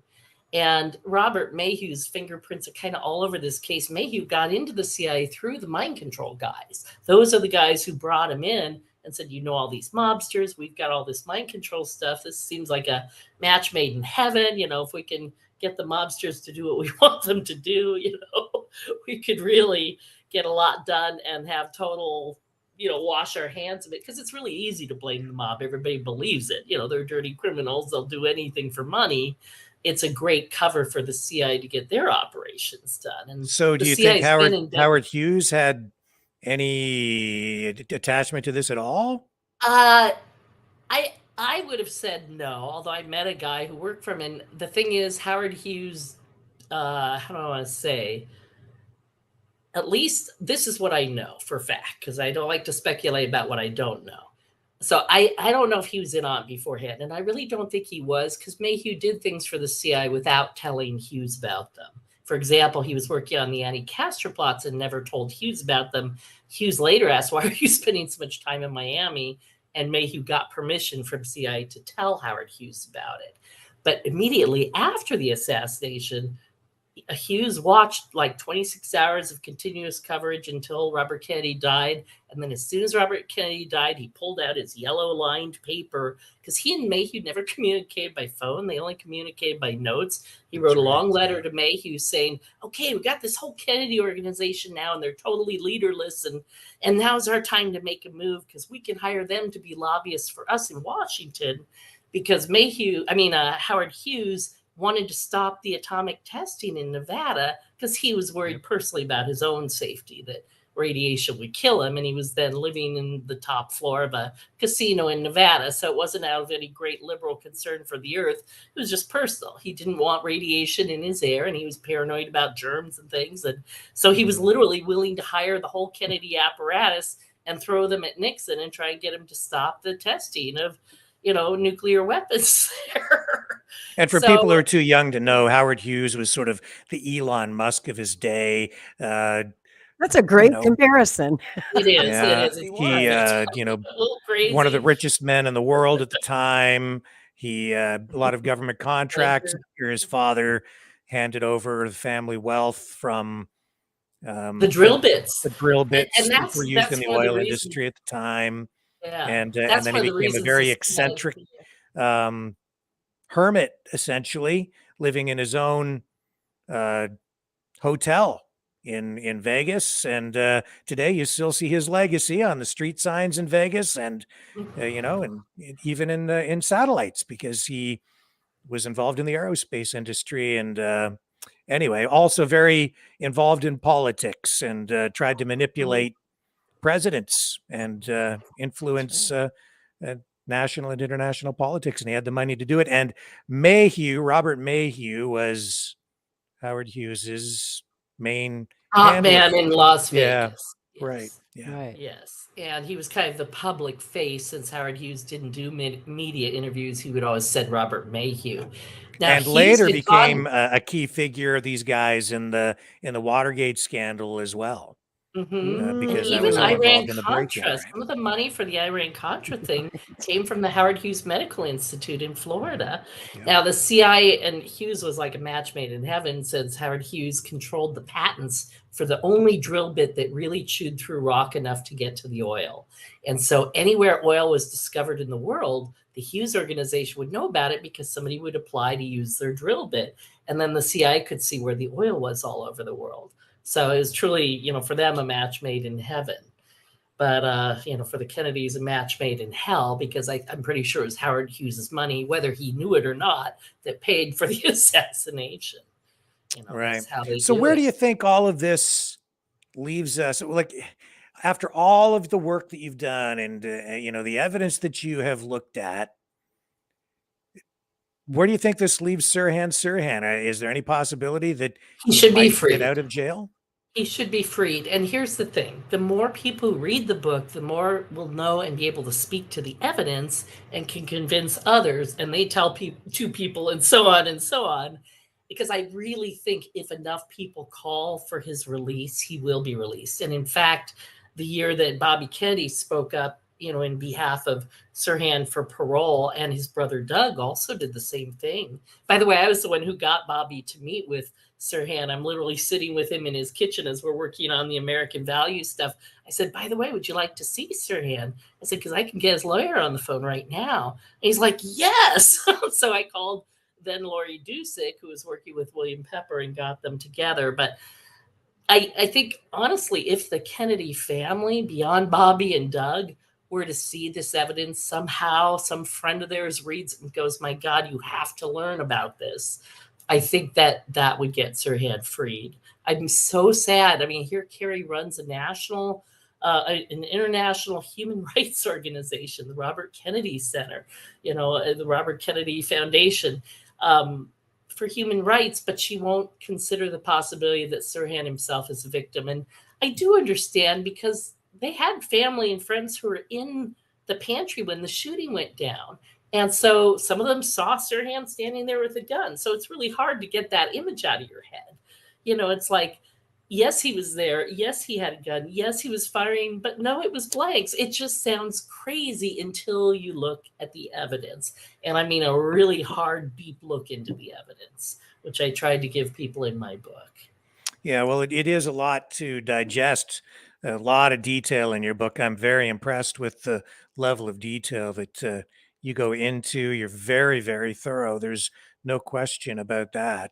And the assassination of Robert Kennedy changed the course of history. We wound up with Nixon and Watergate and more Vietnam, and oh my God, even now, like, how do you think what happened back then ties into what we're seeing today? And I think there's probably a lot to be said about that, especially now with RFK Jr. Seeking the presidency. Yeah, I don't want to make it as simple as we have the forces of darkness and the forces of the light, but in a way, that's kind of how it feels. When I grew up, the Kennedys were the Democrats, you know, because I was born in 61 and, you know, John Kennedy was president. So it wasn't until many years later that I realized what an anomaly Kennedy Democrats were relative to the rest of the Democratic Party. And both parties, both the Democrats and the Republicans, have moved much further right than they ever have been in my entire lifetime. I mean, truly, it's like the Republicans in Congress right now, it's like the fascist party. And the Democrats in Congress are like the Republicans of my youth, you know, a lot more moderate, but still fairly conservative. Now, I will say both Obama and Biden have been more liberal than, say, the Clintons were. And, you know, so there's been a little bit of a shift back to the left in that sense. Robert Kennedy is different because part of him is, you know, things that appeal to the Republicans, and part of him is going to appeal to the Democrats. As somebody who did hunting in his youth, I don't know what his stance is on gun control. I've never asked him. And you know, but I do know he's certainly pro-environment and probably the best president we could have, given the global climate change crisis, you know, that we're facing. We need somebody who truly understands this issue in a way that Biden doesn't, because Biden is still giving subsidies to oil companies. And, you know, they're never going to change their ways until they have to, until it becomes illegal to keep producing oil. And so, yeah, it's not like we could come full circle and pick up where we left off, which would be so nice if we could. That doesn't really happen. But we are at a real inflection point in this country. We could go in a radically fascist dictatorship direction. I always argued right from the start that Trump was never running to be president. He was always running to be dictator. So when one of his first acts was to call for a military parade in D.C., which fortunately was not approved, that didn't surprise me in the least. That shocked some people, but it didn't surprise me because that's what dictators do. He used to sleep with Mein Kampf at his bedside, according to one of his ex-wives. And it's like, I'd never heard that. yeah, one of his, I think it was his first ex-wife, because everything he did. You mean was his late ex-wife? The one who fell down the stairs and died? Not that. I think it was the one prior. But yeah, you're telling me that one of his ex-wives said that he used to sleep with Mein Kampf on his bedside table? Google it; it's out there. I mean, yep. It's just not. Okay, gotta look into that one more. There's I'm intrigued now. Yeah, I'm gonna have to see some evidence on that one. But well, it'll be a hell of a race if he goes up against Donald Trump. And of course, full disclosure, I'm a volunteer on the Kennedy campaign. Obviously, I've been trying to get this man to run since 2008. I'm so happy that he's in the race. I think he's the man to save America.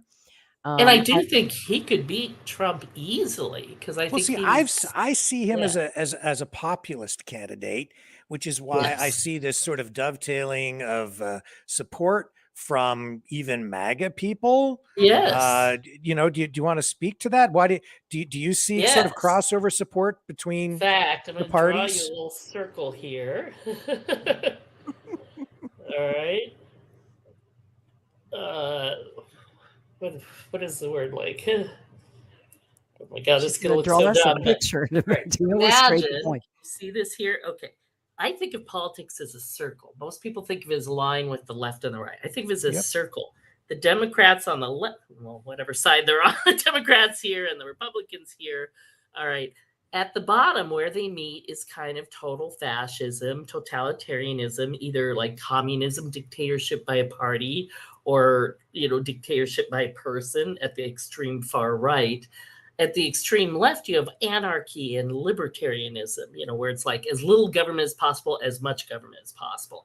And so MAGA, and I also think of below this kind of middle line, if I drew a line through the middle, which I will, below that line, let's try and get where you can see it. Below the line are the forces of war and intervention. We have the right to control the world. Above that line is people who say America first. We want to feed our, you know, poor and hungry and starving and take care of our needs and health care for all. And I think MAGA and the liberals have more in common than they think, because they're both anti-war. And this is what a lot of Democrats don't do, because they're looking at it, you know, divided this left way. and right. Yeah. They're looking at left and right instead of top and bottom.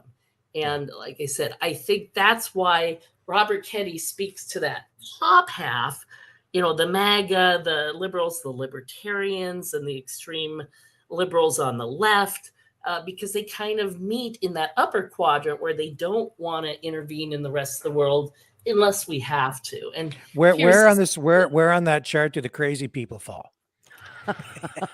All over it. There are crazy people in every political persuasion. They're dotted throughout. Right. Well, that's a great point. And also, I want to point out that another thing that the progressive left and the MAGA people have in common is that they're both working class movements. And as Bobby made clear in his announcement speech in Boston on April 19th, just like his dad, he is a working class candidate. He's not there to represent the interests of big corporations in Washington. He feels a responsibility to be the representative for the vast majority of Americans who can't afford lobbyists, whose interests are not being represented even in Congress with the people that they elect to send to Washington to represent them. And so that's something I feel that his campaign has very much in common with his father's campaign. And, he talks about that in his speech, how in 1968, his father's chances, we tend to over romanticize the Robert Kennedy quest for the White House now, and people say, "Oh, he was a shoo-in. He was going to be president." And it's going to be an uphill battle. Yeah, they had super delegates then too. That's not true. He had a very hard race ahead of him. He was not favored by the party bosses.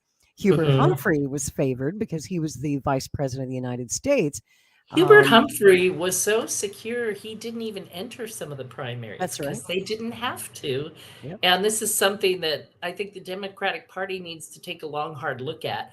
Either we're the party where the primaries matter, or the party that doesn't give a crap about, the people's vote in the primary. And we saw that happen with Bernie and Hillary in 2016. There was a lot of support for Bernie, and there was party just couldn't have anything to do with Bernie. Which was again in 2020. They did it again. In 2020, they had all these other candidates that all lumped behind Biden, and right up to South Carolina. So Lisa, do you think RFK Jr. actually has a shot, or is the machine rigged against him? Did you have to put it that way, Rick? Yes, I did. All right, I'm gonna I'll talk about something Robert Kennedy, the father, said. He's like, because I think Roger Mudd was interviewing him, and he's like, "Why do you always talk like you're gonna win?" And he's like, "Because that's the only way you can talk."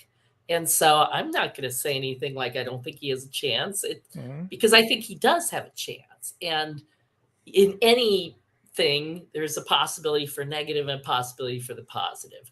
I have no reason not to focus on the positive chance that Bobby could win until it's too late. And then it's who we're looking at, who's in the race now? You've got Biden, RFK Jr., and who else? And Marianne Williamson. Yeah, so Biden falls down 2 or 3 more times.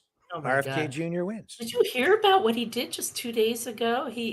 When Biden fell down and couldn't get up, and then was all disoriented and didn't know where he was, and then hit his head going into the airplane. And I'm like, oh my God, this is just embarrassing. It is embarrassing. It's very embarrassing. And the sad thing is, I think Biden's team is running the government, and I actually think they're doing a pretty good job. I'm not completely unhappy. I could definitely be unhappy with parts of it, but overall, they're not doing bad. They're just not doing enough good. They're just not doing very good either.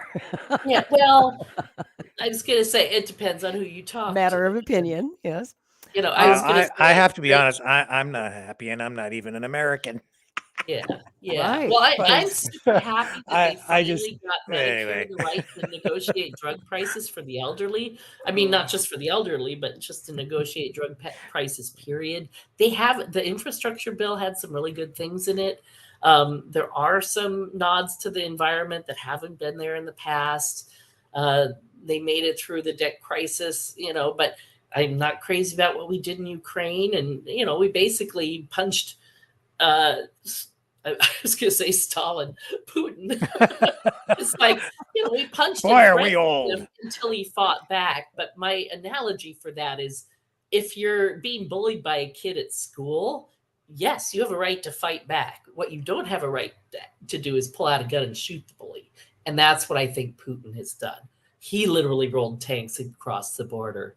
So it's like whatever sympathy I had for Putin stopped at that point. So at that point, I'm on the side of the Ukrainians, even though, yes, he was provoked. Yes, his country has been threatened, and now they're talking about invading Russia, something they always said they weren't going to do, and now there's talk that I wouldn't do that if I were you. Yeah. The Nazis thought they could invade Russia, and so did Napoleon. Exactly. It didn't work out well. Just saying. In the current world, invading any other country just doesn't make any sense. I mean, that's what I also thought. We're the United States, baby. I know, but we never win. We're going to liberate the shit out of you. Look what happened with Vietnam. It's like they're thriving and we're not there. It's like, Guatemala has fended us off how many times now? Right. Brazil, we keep overthrowing their liberal leaders and they keep installing a new one. It's like, we never succeed at this. Why do we keep doing it? It makes me so angry. Regime change should not be part of our menu. Well, and that is exactly why I'm supporting Robert F. Kennedy Jr. for president. Exactly. Regardless of which side you may support in the current war, whether you support Russia or Ukraine, or you just not I just want the war to end. Most of us, I think, just want this war to end because we see the dangers of playing this kind of game of chicken with a nuclear armed power. And as Bobby rightly points out, a nuclear power that has more nuclear weapons than we do. So I don't think it's a good idea myself. I think it's a really, really bad idea. And Bobby has been consistently anti-war since his teens back during the Vietnam era. And he's never wavered on that. I know that we can trust that if this war is still going and we're all still here, and we haven't blown up in a nuclear fireball by January of 2025, when he is entirely possible in the current that he will make stopping this war a priority, one way or the other. I think that he can negotiate peace between the two sides if someone hasn't done it before then, and I hope they do. I don't have much faith that Joe Biden will do that. But I wanted to, before we conclude, Rick, there's a picture that I have queued up that I wanted to show everyone. You were talking about being in the kitchen with Bobby. There you are. And was this taken the day that Thane Eugene Caesar died? Yes. Okay, so like there's said, a he story. Called me over to help with his post, and of course I told him I don't believe Thane Caesar did kill his father, and the reasons for that are in my book. I think he held him in place. I think he shot him under the arm. I do think it was a guy in a white busboy uniform who shot him in the head. So you believe that was the only fatal shot. Did the fatal shot to the ear, correct? So I believe what? You believe that the busboy delivered the fatal shot to the ear. Is that right? Busboy, a guy dressed as a busboy. A guy dressed as a real busboy. I don't think so. It was a real busboy. So Bobby disagrees, right? And he believes it was Caesar. But again, he's new to this, and I've been at this for 25 years. Right. He's got some catching up to do. As I told him, he's like, Lisa, you're so far ahead of me on this. He's like, I can only go with what I know. And I said, I totally understand. And I was where he was at one point. I assumed me too. It was Caesar because that's all I knew. And then I learned a little more. And now I still think, like I said, Caesar was absolutely getting him killed. But I think his job might have been to hold him in place and try to kill him from the side. But if he'd put his hand up there, everybody would have seen it. He was so big and tall. He couldn't hide that. Well, he could, however, hide it on the way down. There are witnesses that I've seen interviewed on the news that night in 1968 saying that they saw a security guard with his gun drawn. Yes. Some say that they saw the security guard actually fire his weapon. Well, and I believe that Caesar admitted that he did, but he was trying to protect Senator Kennedy, is how he put it. Oh, yeah. That's what he said.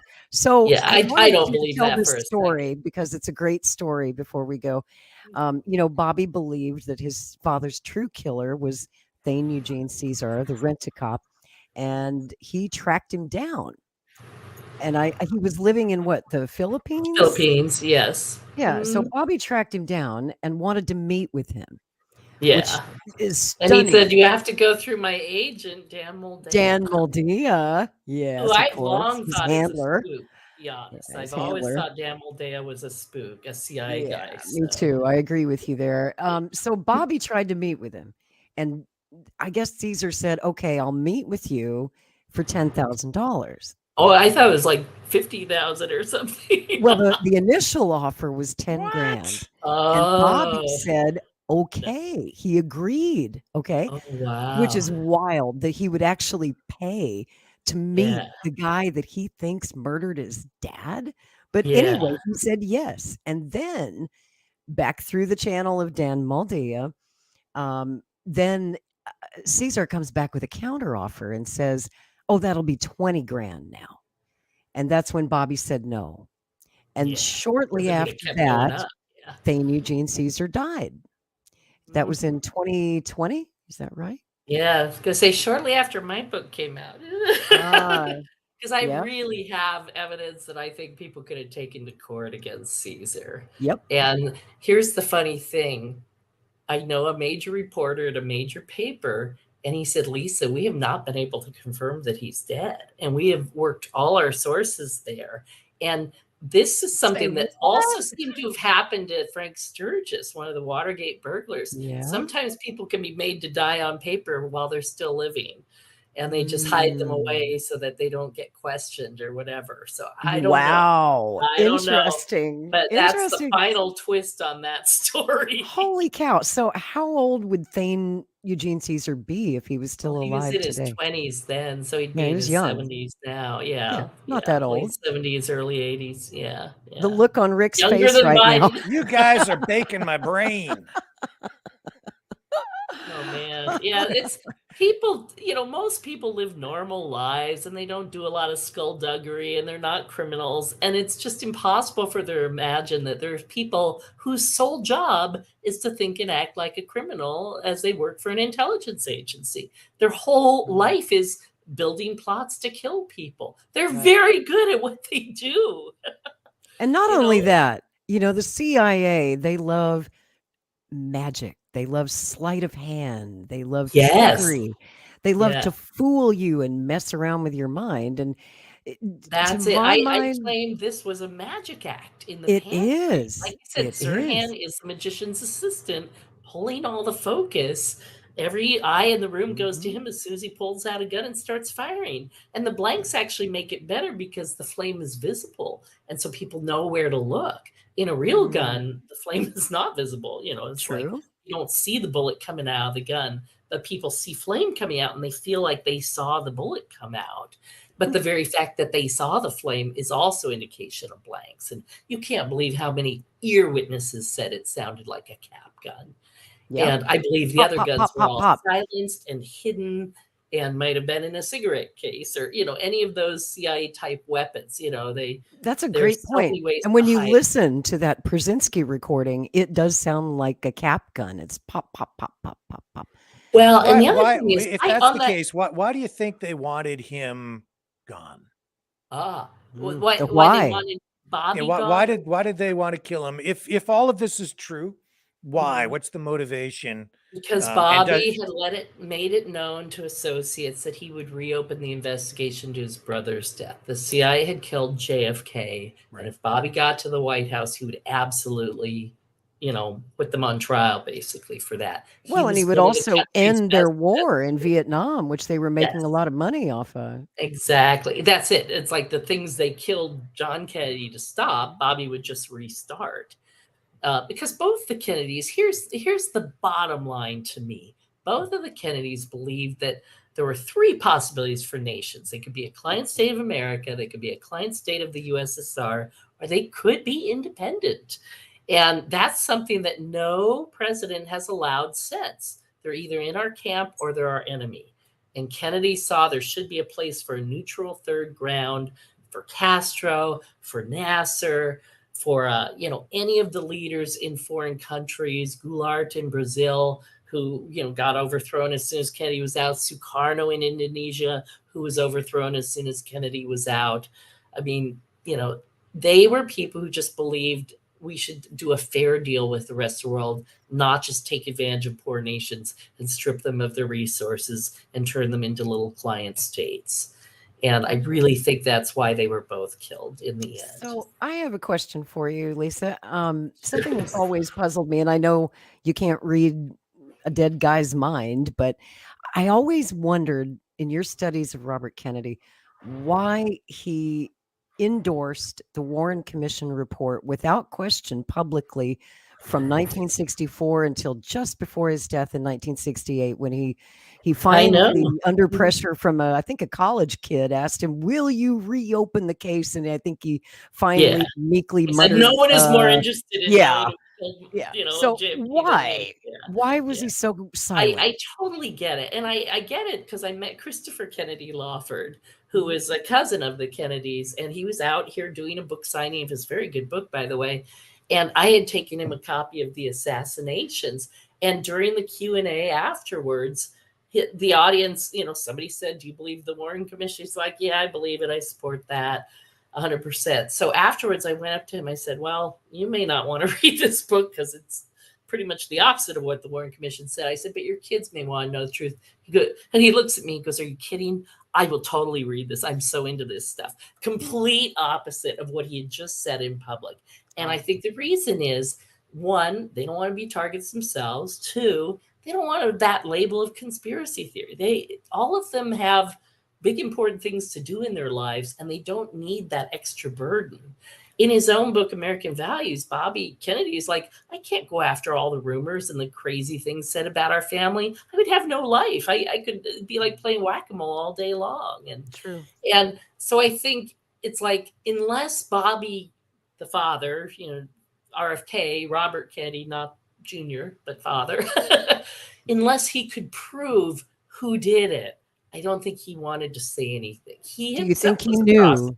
The real question is, do you I don't think he knew for sure.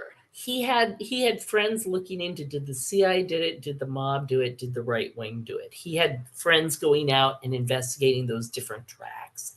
And I don't think he knew for sure, but his first instinct was the CIA. His first instinct, you know what they say. He called the CIA's duty officer, said, "Did you guys kill my brother?" And that's when McCone comes running out to the house. And McCone's, and he's like, "I asked him in a way that he couldn't lie to me." McCone wasn't even in the loop in the Castro assassination plots. He was a Kennedy appointee. No way were they going to loop him in. When we say the CIA killed them, I don't mean the top level guys. I don't mean like an official CIA operation from the president of the CIA on down. I mean, there is no president, you know what I mean? But McCone wasn't in the loop on that stuff. And so, Bobby might have thought he knew more than he did. But McCone just didn't know. And I don't know if McCone would have told him the truth if he did. That I don't know. But I do know that the CIA guys involved would never have included McCone in the plot. He wasn't part of the inside cabal, so to speak, which included Ellen Dulles, even in absentia. And, James Angleton, who had manipulated Oswald, but handed off his file at the last minute, possibly to wipe his hands of that. And then Angleton ends up with the autopsy photos of Robert Kennedy in his safe, which are, discovered after he's ousted from CIA. And Angleton was also, I understand, in touch with Robert Mayhew. And Angleton is literally there was a very tiny funeral for E. Howard Hughes, and, just a handful of people evidently were allowed in. Angleton was one of them. Wait, you mean E. Howard Hunt or Howard Hughes? Howard Hughes, the billionaire. Howard Hughes. Okay. Yes. And that was, somebody had brought that to me. I'm like, that's almost too good to be true, but it was true. He really went there. Yeah. So there's actually a whole story behind Howard Hughes. I'll just leave this. Oh, there's so many stories we could tell about him. Honestly, there's good evidence he was dead a year before he was officially declared dead. I've heard that. The CIA was in the process of transferring his assets to the Summa Corp, which should have been everybody's clue, because up until that time, every Howard Hughes organization bore his name because he's an incredible egoist. Everything was the Howard Hughes Medical Institute, the Howard Hughes this, the Howard Hughes that, Howard Hughes Aircraft. So to have a corporation called the Summa Corporation, you had to know that wasn't Howard Hughes if you were in the know. But it's as if he died before they could complete the paperwork. So they had to keep him alive on paper until all the funds were wrapped up. And then Have you done a lot of research into Hughes? We should have you back on for another show about Oh, that. that'd be good. Oh my God. Yeah, I'd love You that. can't really see my shelf, but I got like a whole bunch of books on Hughes behind me. Oh, I actually okay, had we're You need to bringing you write a back. We book gotta- about Hughes. Yeah, we I have know. to get you I back feel on like to talk somebody about needs that. there's a really good book about Hughes called Age of Secrets. I highly recommend you read it. I haven't read John that. Meyer wrote it because he had worked with Mayhew. They used to share an office, and he has more to tell than what was in that book. But he's fascinating. I've met his family, and yeah, they're good people who got caught in a really crazy situation there. So, okay, so we're going to do that. We're getting you back on to talk about Howard Hughes. I don't know when Oh we're going my to pick it. We're going to God. pick an anniversary I was date. gonna say And I what haven't looked And into what that we're going to stuff in a do while. is folks, there's a movie out there called The Aviator with There you go. Leonardo DiCaprio. If you don't know, because you're too young, who Howard Hughes was, just go watch that movie. That'll be a good primer for you. And before we do the episode with Lisa on Howard Hughes, who was at the time, I think, one of the most, I don't know, colorful figures of his day. Not to Larger mention than life. wealthy and powerful. Yes, He was a yeah. Texan. They're all larger than life, right? So yeah, Everything's definitely got to bigger in do Texas. that. That will be a Right. great show too. Yeah, I met the screenwriter of that, Josh Logan. Not Logan, but I forget his last name. But I met him at a screening, and I'm like, you should have started your movie where it ended, because that's where it gets really interesting. Mm, And I that's asked him right. if he had read Age of Secrets, and he's like, yes. And but I don't think the studios would have produced a true story. Oh heck, Well, I want to JFK. talk about the CIA in Hollywood. He had nothing on Howard Hughes. Hughes was a huge womanizer, man. Right. So Yeah. I'm looking forward to He doing that kept interview with women. him. He kept them like practically locked up. And Yeah, would get well, he was really upset if he they left. collected them. Yeah, my publisher, Feral House, the guy who ran Feral House before he died, at one point their office was abutting an old Howard Hughes property where he had kept one of his women, and she wasn't allowed to leave the property. And it was like a little ranch house with a little pool, and but save if this he stuff. went We there, save he it, wanted save her it, save it. waiting. We got to save this stuff. It's so juicy. This is just a teaser. It's oh my goodness, this is. Can you just stay so for another hour? I scandalous. have to go back and reread some books, but maybe what I remember is enough. Oh, yeah. the starlets that he romanced and Oh, wined yeah. and dined. My gosh. Oh Yeah, my he made goodness. JFK look like an amateur, probably. Oh yes. Oh yeah. JFK got Yeah. Marilyn Monroe, but he had Rita Hayworth. Maybe. I don't Yeah, know. maybe. I don't Well, know. yeah, the JFK Marilyn Monroe stuff. There's an So author. exaggerated Yeah, exactly. There, at best, there was a one-night encounter. At best, at best. and there was If that no even happens. long-term thing at all. And there was nothing between Bobby and Marilyn. And she even said like he wasn't my type. I never believed any of that crap, but most people do. I know. So far removed It's from easy it to now. believe when you hear these things in absentia without, hearing the other side of the evidence. Well, and this is the point that I always try to make to people when they talk to me as a Kennedy historian. You're more of an RFK historian. I'm more of a JFK historian, but people come to me and they tell me all these crazy stories that they saw on some documentary on the internet somewhere about all these things that Kennedy supposedly did, which I know for a fact he did not do. Right. And when I try to explain it to them, I'm trying to break through their programming because Lisa, you know as well as I do that MK Ultra is still around. There's still plenty of brainwashing going on, and It's called programming for a reason on TV, right? there you go. TV, internet, Exactly. social media. Talk about yeah, programming. so much fake news out there, and Oh yeah. when you because you've traced it back, you've done the research, and you know that when you really take these stories and you hold them up to the light and you examine them closely under a microscope, you trace them back to their original source, who started that story. It's almost always 100% of the time someone who was connected to the CIA. And so you've got Right. all these various stories. For example, in the JFK assassination, there's all these different theories, right? There's the Oswald Mhm. did it theory, the official theory. You've got Mhm. the mob did it theory, the Castro did it theory, the The KGB Russians did it did it. theory, the George Russia Bush did it did it. theory, Yeah, yeah. and my personal favorite, the Lyndon Johnson did it theory, which is total hogwash. Yeah. I've been debunking that one for years. But people really believe it because it's been trained into their head over and over and over again. And I'm like, Big God, lies work. If you tell the same lie over and over, people assume it's true because who would tell exactly. such a big lie? And It not just, just that, it's like the yeah. title of your book, A Lie Too Big to Fail, right? They Right. told this big Right. lie and it's too big to fail, even if you come with the facts and say, Mhm. guys, here's the real evidence. Don't believe this BS over here, because what they're trying to do in spook speak, in spy speak, it's called a false sponsor of an Mhm. assassination, where they say, oh, this guy did it, that guy did it, look over here, look over there, just don't look at the CIA. Yeah, I Okay, call them collectively the anybody but the CIA did it there theory. you go. Yes, 'Cause that's it. it- So my advice to our listeners out there, when you hear a story about Jack Kennedy or Bobby Kennedy, be sure that you check that out before you accept it as the gospel. Really check it out. Like the Castro assassination plots is a perfect case in There point. you go. Because all my life I'd read the Kennedys proved it, Kennedys proved it. And I just, in my heart, I felt that can't be true. And so I thought, I'm going to go to every book that ever said that. I'm going to see what their source is. And guess what?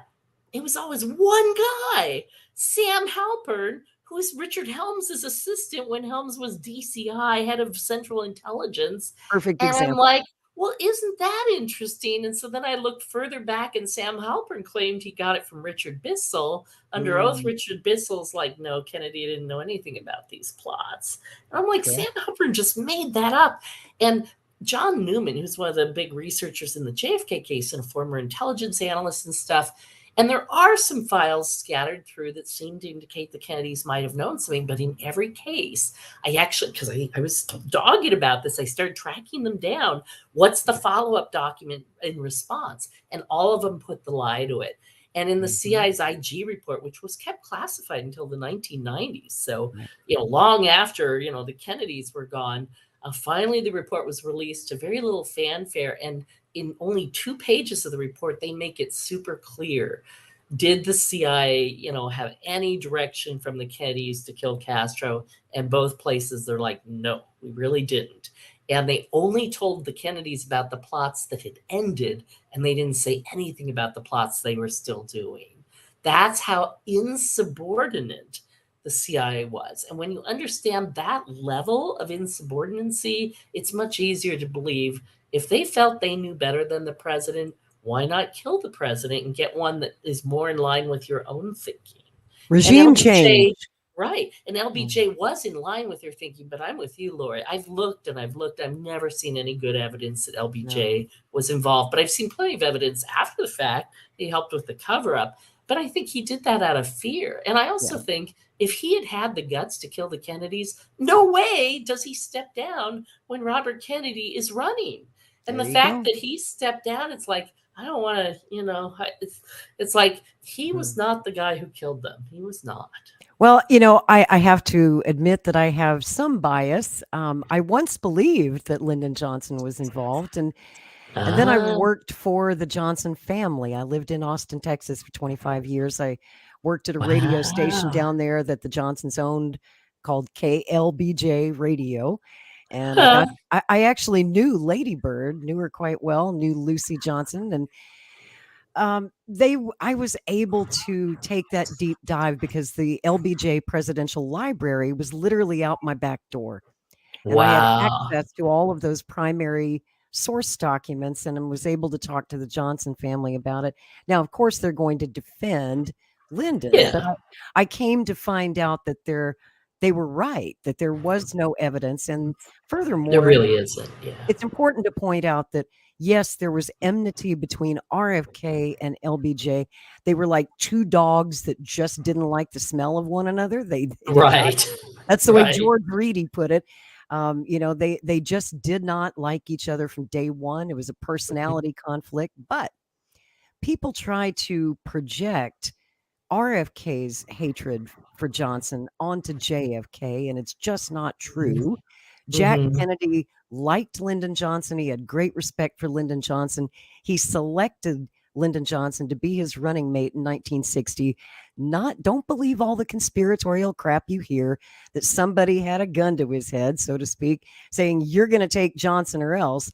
Nobody told Jack Kennedy what to do. He was his own man. He made his own decision in Los Angeles in 1960. He knew he needed the South. He needed the South. He needed it was more than that. Of course, he couldn't have won without Texas, but there was more to it than that. Jack Kennedy was hiding a secret about his health from the public. Yes. He had already had the last rites read to him 3 times in his life. He almost died several times in his life. That's why he was so fearless, because when that happens, every day is a gift. Yeah. But he was also a realist, and he knew that he might not survive his term.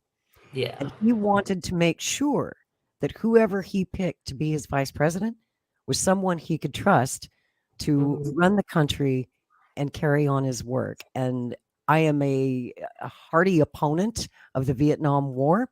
I think it was a terrible decision that Lyndon made to take us into that war. Lyndon Johnson himself agonized over that decision for the rest of his life. I believe it killed him. Yeah. I truly believe he died of guilt over the 35,000 servicemen who died in that war. But Lyndon Johnson liked Jack Kennedy. Jack Kennedy liked Lyndon Johnson. The JFKs and the LBJs never had any issues. The issue was always Robert Kennedy and Lyndon Johnson. And even after Robert Kennedy was murdered, some people even try to say that Lyndon had him killed, which just does not make any sense at all. There's no evidence for that. It doesn't make any sense at all. No Lyndon had already bowed out of the race. He was out. 2 weeks after Bobby got in, Lyndon got out, which was his way of saying, hey, you want this job? You can have this job. I hate this stinking job. Exactly. I want out. I want to go home to Texas, man. I'm tired of this thing. You can have it, Bobby.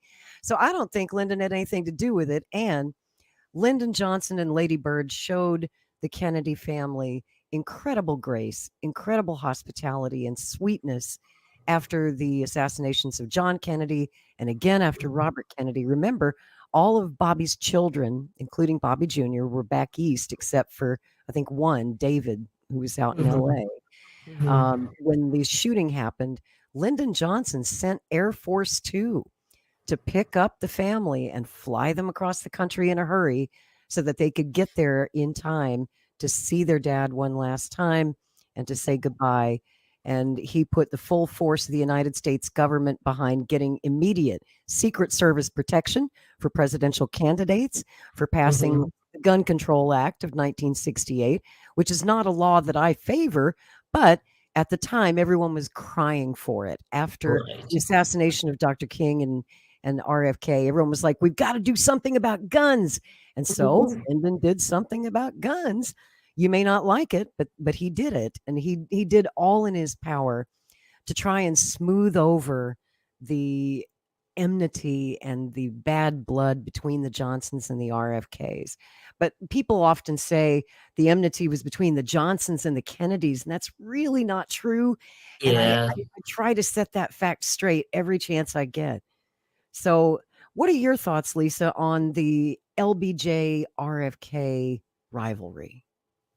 Oh, I think it's the same thing. I think, too, that Robert Kennedy was, how do I want to say, kind of a moralistic Catholic, and in that sense, kind of a religious conservative almost, if you will, whereas LBJ was kind of a whatever, let it all hang out kind of guy. I mean, they were like oil and water. They just weren't ever going to mix. And LBJ's style was very crude and Bobby's was much more refined. And, they probably had things in common too that we will never hear about.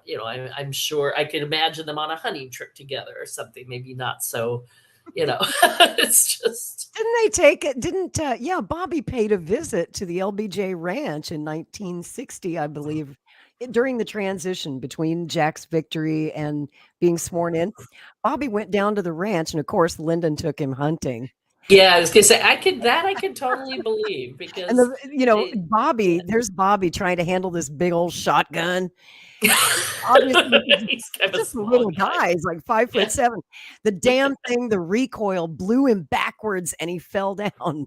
Oh. And of course, Lyndon never let him forget that one. Oh boy. Oh boy. It was an interesting Yeah. No, I relationship. think most of us we hear things, we believe it's true, and I've started like not believing anything without more evidence. It's like somebody says something, I'm like, oh, that'd be interesting if that were true. It's like in my head, that's what I hear every time I hear something on TV, some big event. Oh, that'd be, I wonder if that's true. But I never just like, oh, that's interesting. It must be true. I question everything now. And I really encourage people, yeah, go look at some actual files. Sometimes people will say, like online, people are like, I don't know who to believe. You say this and this other guy says that. I'm like, go to the actual documents. You'll learn right away who's telling the truth. And I'm never shy about like sharing stuff or pointing people to things online, because once you know, it's your guide to everything else, especially the JFK case. There's so many files and so many personalities. And if you find the people who are telling the truth about that, they're probably telling the truth about other things. And if they're lying about that, they're definitely lying about other things. That's a really good rule of thumb for researchers out there. Absolutely. Especially when you're looking into conspiracies. You've got to go with those primary source documents every time. And not all conspiracies are. Oh, go ahead. Yeah. One last question from me for you. Okay. Do you think RFK Jr. is in danger? Yes and no. And let me focus on the no, because Alan Dulles isn't here anymore. Thank the God. CIA has gone through a number of generations over the years. And I think they are much more outwardly focused and much less concerned, perhaps, about what happens here at home. And honestly, they have a bit of a friend in RFK because his daughter-in-law is CIA, and he has other friends who are CIA. His family grew up with the CIA. It's not the same thing. It's not JFK saying, I'm going to shatter the agency and throw it to the winds. And then JFK actually started to follow through on that because he built the Defense Intelligence Agency with the express goal of taking covert action out of CIA and putting it under DIA military control. That was his goal. And he got as far as creating the DIA, and then he was killed. So he wasn't able to corral all the operations. So I don't think the CIA has as much to fear as before. I'm not worried about a lone nut. We have pretty good Secret Service protection. Frankly, I think his biggest obstacle is the Democratic Party, because they are not the party of his father or his uncle anymore. They're not the party of FDR. There are people in the Democratic Party who hold those ideals, but the longer they've been in office, the more corrupt they get. Right. I think the only cure for America, to be perfectly honest, is publicly funded elections, because you have to take all that money out of the campaigning. And it should be a rotational thing where people, how do I want to say, almost like jury duty, where your employer has to cover you while you serve. Wouldn't it be awesome if they had to pay for you to be a congressional candidate or a senator or something for a few years? Because part of the problem is, if they become a senator, what do they do after? If they don't get reelected, what do they do for the rest of their lives? Lobbying. Exactly. It's private like that's sector the is only where the money is. And so it's this revolving door. And so they don't want to piss off the lobbyists because they might need a job from them tomorrow. Right. And we have to find a way to separate that. And, I also think if we made Congress work for the minimum wage, we'd get a whole different set of people in there, and we'd have a much higher minimum wage. I've been saying that for years. I'm like, pay Congress minimum wage, see how they like it. If you want the minimum wage to go up. Then they can live like the real people. Yeah. So but do I think he's going to be killed? I really don't. Do I think the media is going to try and kill him? I absolutely do. And honestly, I worked for Howard Dean, and I saw how the media killed his campaign overnight. Yep. One That scream one that scream. didn't work, and they played it Didn't. over and over, and that was the end. And that was sad because he was an intelligent, bright man, and could have done some good things for this country. Later years, I felt he was a bit of a sellout. I don't mind saying that, but I on the other agree. hand, he needed to make a living too. What else was he going to do? So it's hard running. It's hard, and that's also why I kind of like that Kennedy does have some independent wealth of his own. It's like he doesn't need to take money from lobbyists. He can be more independent. He could quit tomorrow and not lose any sleep over it. He doesn't have to worry about where his next meal is coming from, like some people might. Well, that's one of the ways that Donald Trump was able to do it in 2015 was much of his campaign was self-funded. He was independently wealthy and was not as reliant on corporate donations. Which was one of the reasons people want to vote them, for though. it. I was gonna say I've always thought of Trump as a grifter. I'm sorry if I offend anybody by that, but Well, he made a lot of money doing it. That's for yes, sure. yes, and I know there are laws against that, and I think the only reason they haven't been enforced is that everybody in Congress is doing the same thing, and they don't want to set a precedent by going after him because then they might be next. So. It's a big club, as George Carlin said, and you ain't in it. That's right. That's right. But no, I think he has to get past the media. He has to get where people can hear him. I've been saying lately, freedom of speech isn't enough. We all need freedom of reach. Yes. If I'm censored every time I speak up on Twitter and my views are turned down, I can't. What's the point of having freedom of speech? I'm still alive, but if no one hears me, how does that help? And it's the same with Robert Kennedy. I think if people could hear him for themselves and not through the media filter, he'd get a ton of votes. But people hear him and they think, oh, he's anti-vax. And that isn't even his stance. As he said, his own kids have been vaccinated. Mm-hmm. He's anti the total unaccountability the vaccine makers have. You can't sue them. They're completely protected. And I can see where the government would want to give them a little more leeway. But we are on YouTube, and we better just talk about something else. Yeah. Anyway. Exactly. Wink, wink. Get the platform for telling certain truths. They pulled my YouTube channel for talking about that, and that's also so crazy. Talking about questioning what they call election integrity. Which means we should changed probably the rules get to this point. Did you know that, Rick? They changed the rules yesterday. Yesterday. Oh, funny. YouTube has changed the rules. I don't know how many of you remember. Not on medical misinformation, but you can now question the 2020 election, which you couldn't do before, and they won't strike your channel. I don't know if you want to test that out, but it is a rule change. I was arguing election fraud in 2000 and 2004. Okay, I'm really scared right now. Yeah. So let's talk about the book. Because I cannot afford. I don't want to go down that road anyway, at all. I didn't want to write this book. I really resisted it for many years. I only wrote it kind of because I felt like if I didn't, God would be mad at me because I had all this information I wasn't sharing. And so I wrote it for that reason. And I tell people, if you can't buy it, I'm not in it to make money. I've never been in it to make money. Go to your library. You can even get the ebook version from the library. There's an audio version. If you don't like to read and you just want to listen, you can get it on audio. You can even get it on CD. You can get it any way you need to, but everybody should read this book. It isn't, by the way, just about the Robert Kennedy assassination, although that's the focus. But I do go into a little bit of the MLK assassination, the JFK assassination, the problems with the CIA and the media, why we can't find the truth so easily online or anywhere. I didn't talk about the CIA in Hollywood, but someday I want to write more about that because it's all over and it's very difficult. But the mind control stuff is very real because advertising is very sophisticated mind control. Right. And they've spent millions of dollars studying how to manipulate us into making decisions. And if advertisers can do it, imagine what others can do with it, the government. And so it's like anything, the more you know, the more you can protect yourself against it. When you start to recognize the patterns that repeat over and over across these cases, you'll see them coming the next time, I hope. So that's my goal. My hope in writing this book was to prevent further assassinations, because, as I say in the beginning, once you know how the magic trick works, you can't be fooled again. Exactly. And I have to ask, because you said something a moment ago that made me curious.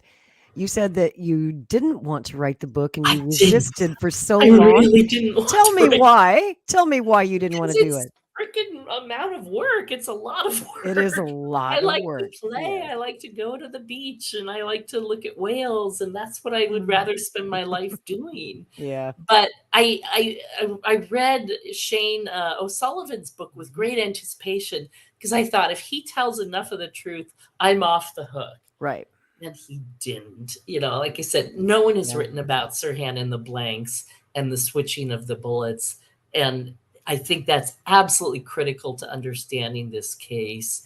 And honestly, if anybody else had written about that, I would not have written this book.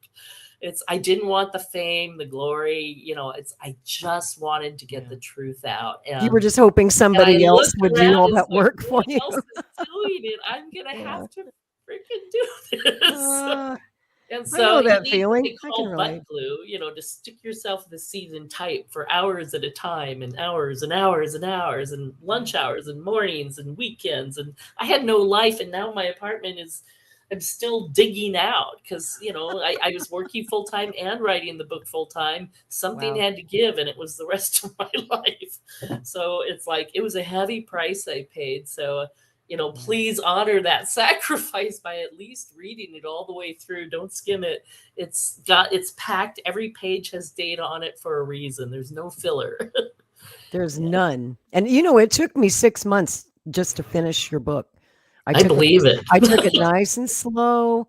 I would really digest a few pages at a time, and then I would go double check your work, with my own sources. And that's what you would want me to do. So absolutely. yeah. I And don't think, want anybody believing me just because it got published. It's like, that's why footnote on the page. I hate having to flip to the end and try and match up the notes while I'm reading. Thank you for I'm like, doing that. I I'm appreciate putting the that. footnotes I hate right that. there, so they can stop right then and check it out.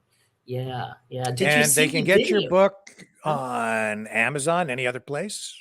That you can literally order it through any bookstore. So if you have a favorite local bookstore that you want to support, just go in and say, I want to order this book, and they will buy it for you. And then they'll get their little cut, and it won't come from Amazon or go to Jeff Bezos. So, Excellent. Amazon is certainly easy. You're welcome to buy it there, but Barnes and Noble, they had it on the shelves when it first came out. And any little bookstore would be more than happy to order it for you. And I signed some in a store in Pasadena. Oh gosh, what is the name of it? Vromans, VROMAN''S. And they might still have a few that are signed. If you want a signed copy, look up Vromans online. I gave a speech there, and some very interesting people came to hear me and asked good questions afterwards. That was really fun. Well, folks, I hope you've enjoyed this interview with Lisa. And if you're curious to learn more or hear more, I would recommend going to the C-SPAN archives. You can find free videos of some lectures that Lisa has done about the case, where she really lays out the evidence in detail, point by point. And also, I know some folks might look at the price tag on that book and go, "Whoo, $42. That's a lot." But I was going to say, it isn't 42. I don't know why it's saying that now. It's that would be normally because it's the 29. Canadian price. Yeah, it's only like I've got 29 CA up. Yeah. Yeah. And again, what is it, about you can go to the 25, library. $27 US? New? Yeah, exactly. I mean, you can New, always and then pick up a used. used copy or a library copy. Exactly. But even And if you like I buy said, it, I'm not in it for the money. Get it any way you can. Just please get it and read it. It's Yeah, well, a the huge Kindle part of the version history. is, I think, $10. Yeah. And worth 15 every in penny. Canada. $15 in Canada. I bought the Kindle version myself just because it's easy to search that way and easy to Right. carry around on my phone, So, yeah. It's a book that'll really make you think, and it'll make you question if everything you thought you knew about the Robert Kennedy assassination was wrong. And she gives you much to think about. I don't necessarily agree with all of her theories. I'm still up in the air on the blanks theory. I'm not sure about it, but Go back and read the evidence. you are And persuading I don't mean me. in my book. I mean, go look at the files. Yeah. You're starting to bring me over to your side on that. So maybe like I know I would like have gotten Paul Schrade, Paul perhaps I can eventually. be I'm so convinced. sorry. And God That's rest our good friend Paul Schrade. It was great of Bobby to speak at his memorial service back. I was there. I heard Bobby's speech and I Oh, gave him a huge thumbs up afterwards because he did a great job. Yeah. I wanted to be there too. So. Yeah. Food was great too. We shared some ice cream. Well, you are a lovely lady, Lisa, and it's been my Oh, thank pleasure you. to know you and to finally get you on the show. We've been trying to get you for months. So, I And think it's we picked been a the real right pleasure day. to meet you. And Yeah, I am both so of you. excited. We're doing the Howard Hughes show. Oh, how Yes, funny. let's do that. Yeah. Let's That would do be it. fun How do we because do that? I've never really talked about that, but I have done a lot of reading. There's some really weird stories there. Really weird. Connect He's with a other really weird weird stories. guy. Yeah. Yeah. Yeah, that's a whole nother 2-hour show, and it'd be fascinating. We need to do that. Seriously. Great idea, Rick. Yeah. We'll dig into that. Lisa, thank you so much for Thank you today's both. interview. I appreciate that you're doing what you're doing because so few are these days telling the truth about things that matter. So True thank you. spiracies. True Conspiracies. Yeah, Has a ring to it. Yeah, there was a TV show whose log line was "Not every conspiracy is a theory," and I thought we need to repeat that more and separate those words more for people. That is Yes. so true. Most Yes. conspiracies are actual conspiracies. And let's not forget, the whole term conspiracy theory was invented by the The CIA. CIA. In between the discredit? two assassinations. It was like 1967. 67. They were trying to go after the critics of the Warren Commission as Garrison is ramping up to prosecute people with direct connections to the CIA, as Clay Shaw had. And they So- called him a conspiracy theorist. They said Mhm. that about and they Mark even gave the Lane. talking points that people still use today. They're in it for the money. Yep. They're in love with their story. You know, they just fall for anything. And that many people couldn't keep a secret. Hello, Manhattan Project. You know, it's like, yes, that many people can keep a secret if your livelihood depends on it. You know, what do you think the CIA hires people who can't keep secrets? What kind of an intelligence group would that be? Useless.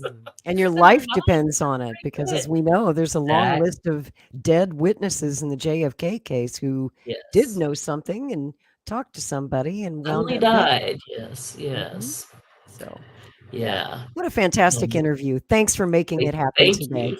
Thanks Yeah. for being so knowledgeable. It's always more fun to be interviewed by people who know what they're talking about. So thank you. My pleasure. Thanks for coming in, Lisa. We'll see you soon. Lisa. Okay. Bye-bye. All right, ciao for now. And you know, I've got something queued up here. Do you? What you got there? I know she was a Howard Dean supporter, but I just can't resist. Oh, you're not gonna do I it. There am. it I'm is. Some of you may remember this. I do. Well, you guys, you have already got the picture here. I was about to say, you know, I'm sure there's some disappointed people here. You know what? You know something? You know something? If you had told us 1 year ago that we were going to come in third in Iowa, we would have given anything for that. And you know something? You know something?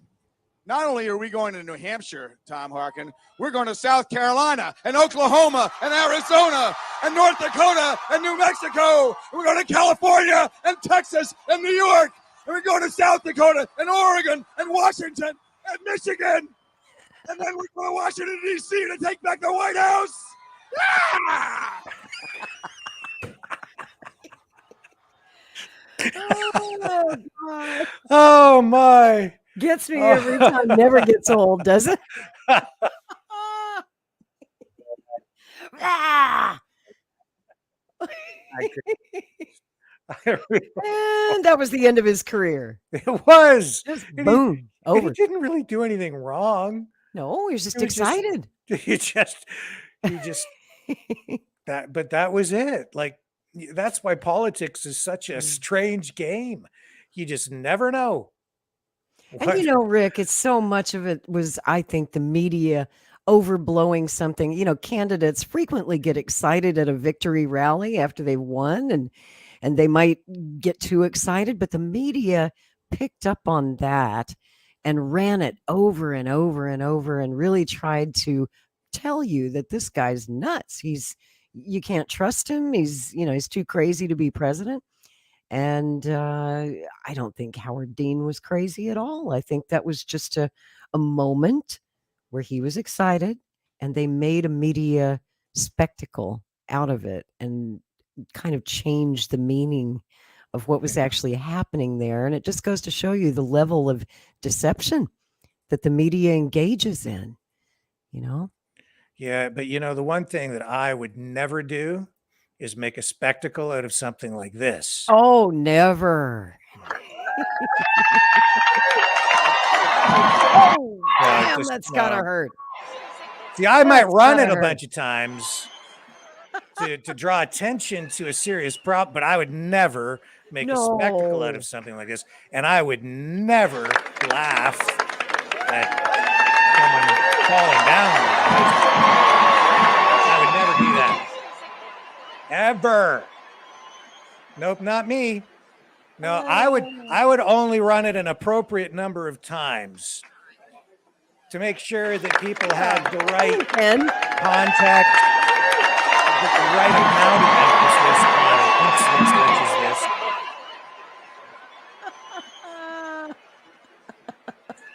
And because it's obviously someone else's fault because he turns and points to something on the ground on the stage. He's like, wasn't my fault. I want that person arrested immediately. Have that removed. Right there. See? Right there. Somebody, what was that over? Did you see that?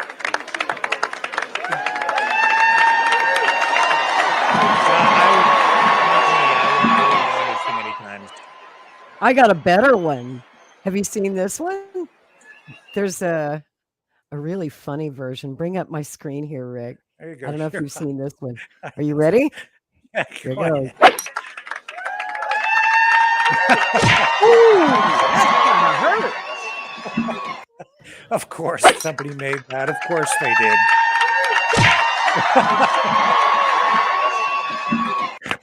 I love the sound effect.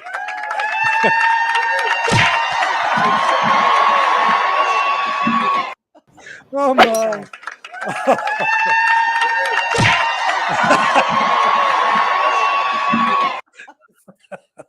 Oh my goodness.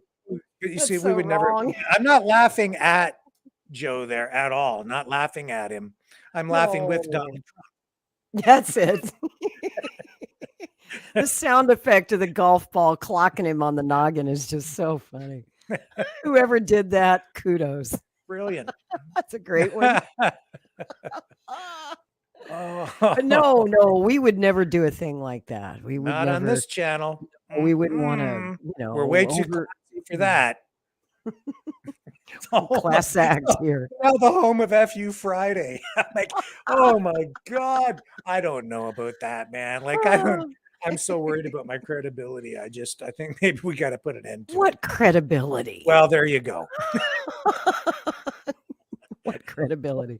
I think we've already tanked our credibility a long time ago, Walker. It's 2023. Does anyone have any credibility anymore?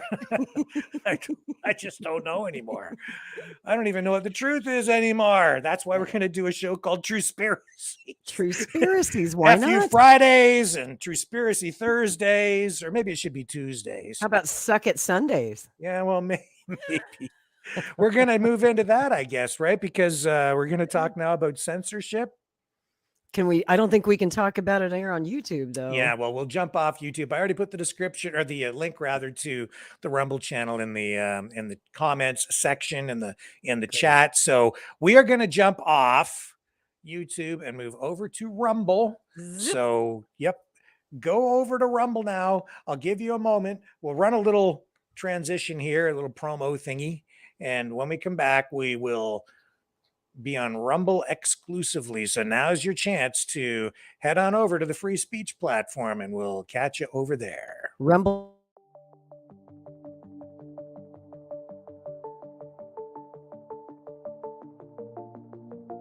Greetings, brave Mavericks. Our quest for truth continues. We go beyond fake news. Together we expose propaganda. Together we pull others out of rabbit holes. We are maverick thinkers. We are all unique individuals, defenders of individual rights and freedoms, credible, trusted, grounded in reality. Maverick News, Maverick News. Defending free speech, free speech. Donate at freedomreporters.com. Do it now. Tomorrow may be too late. Maverick News. The world is watching.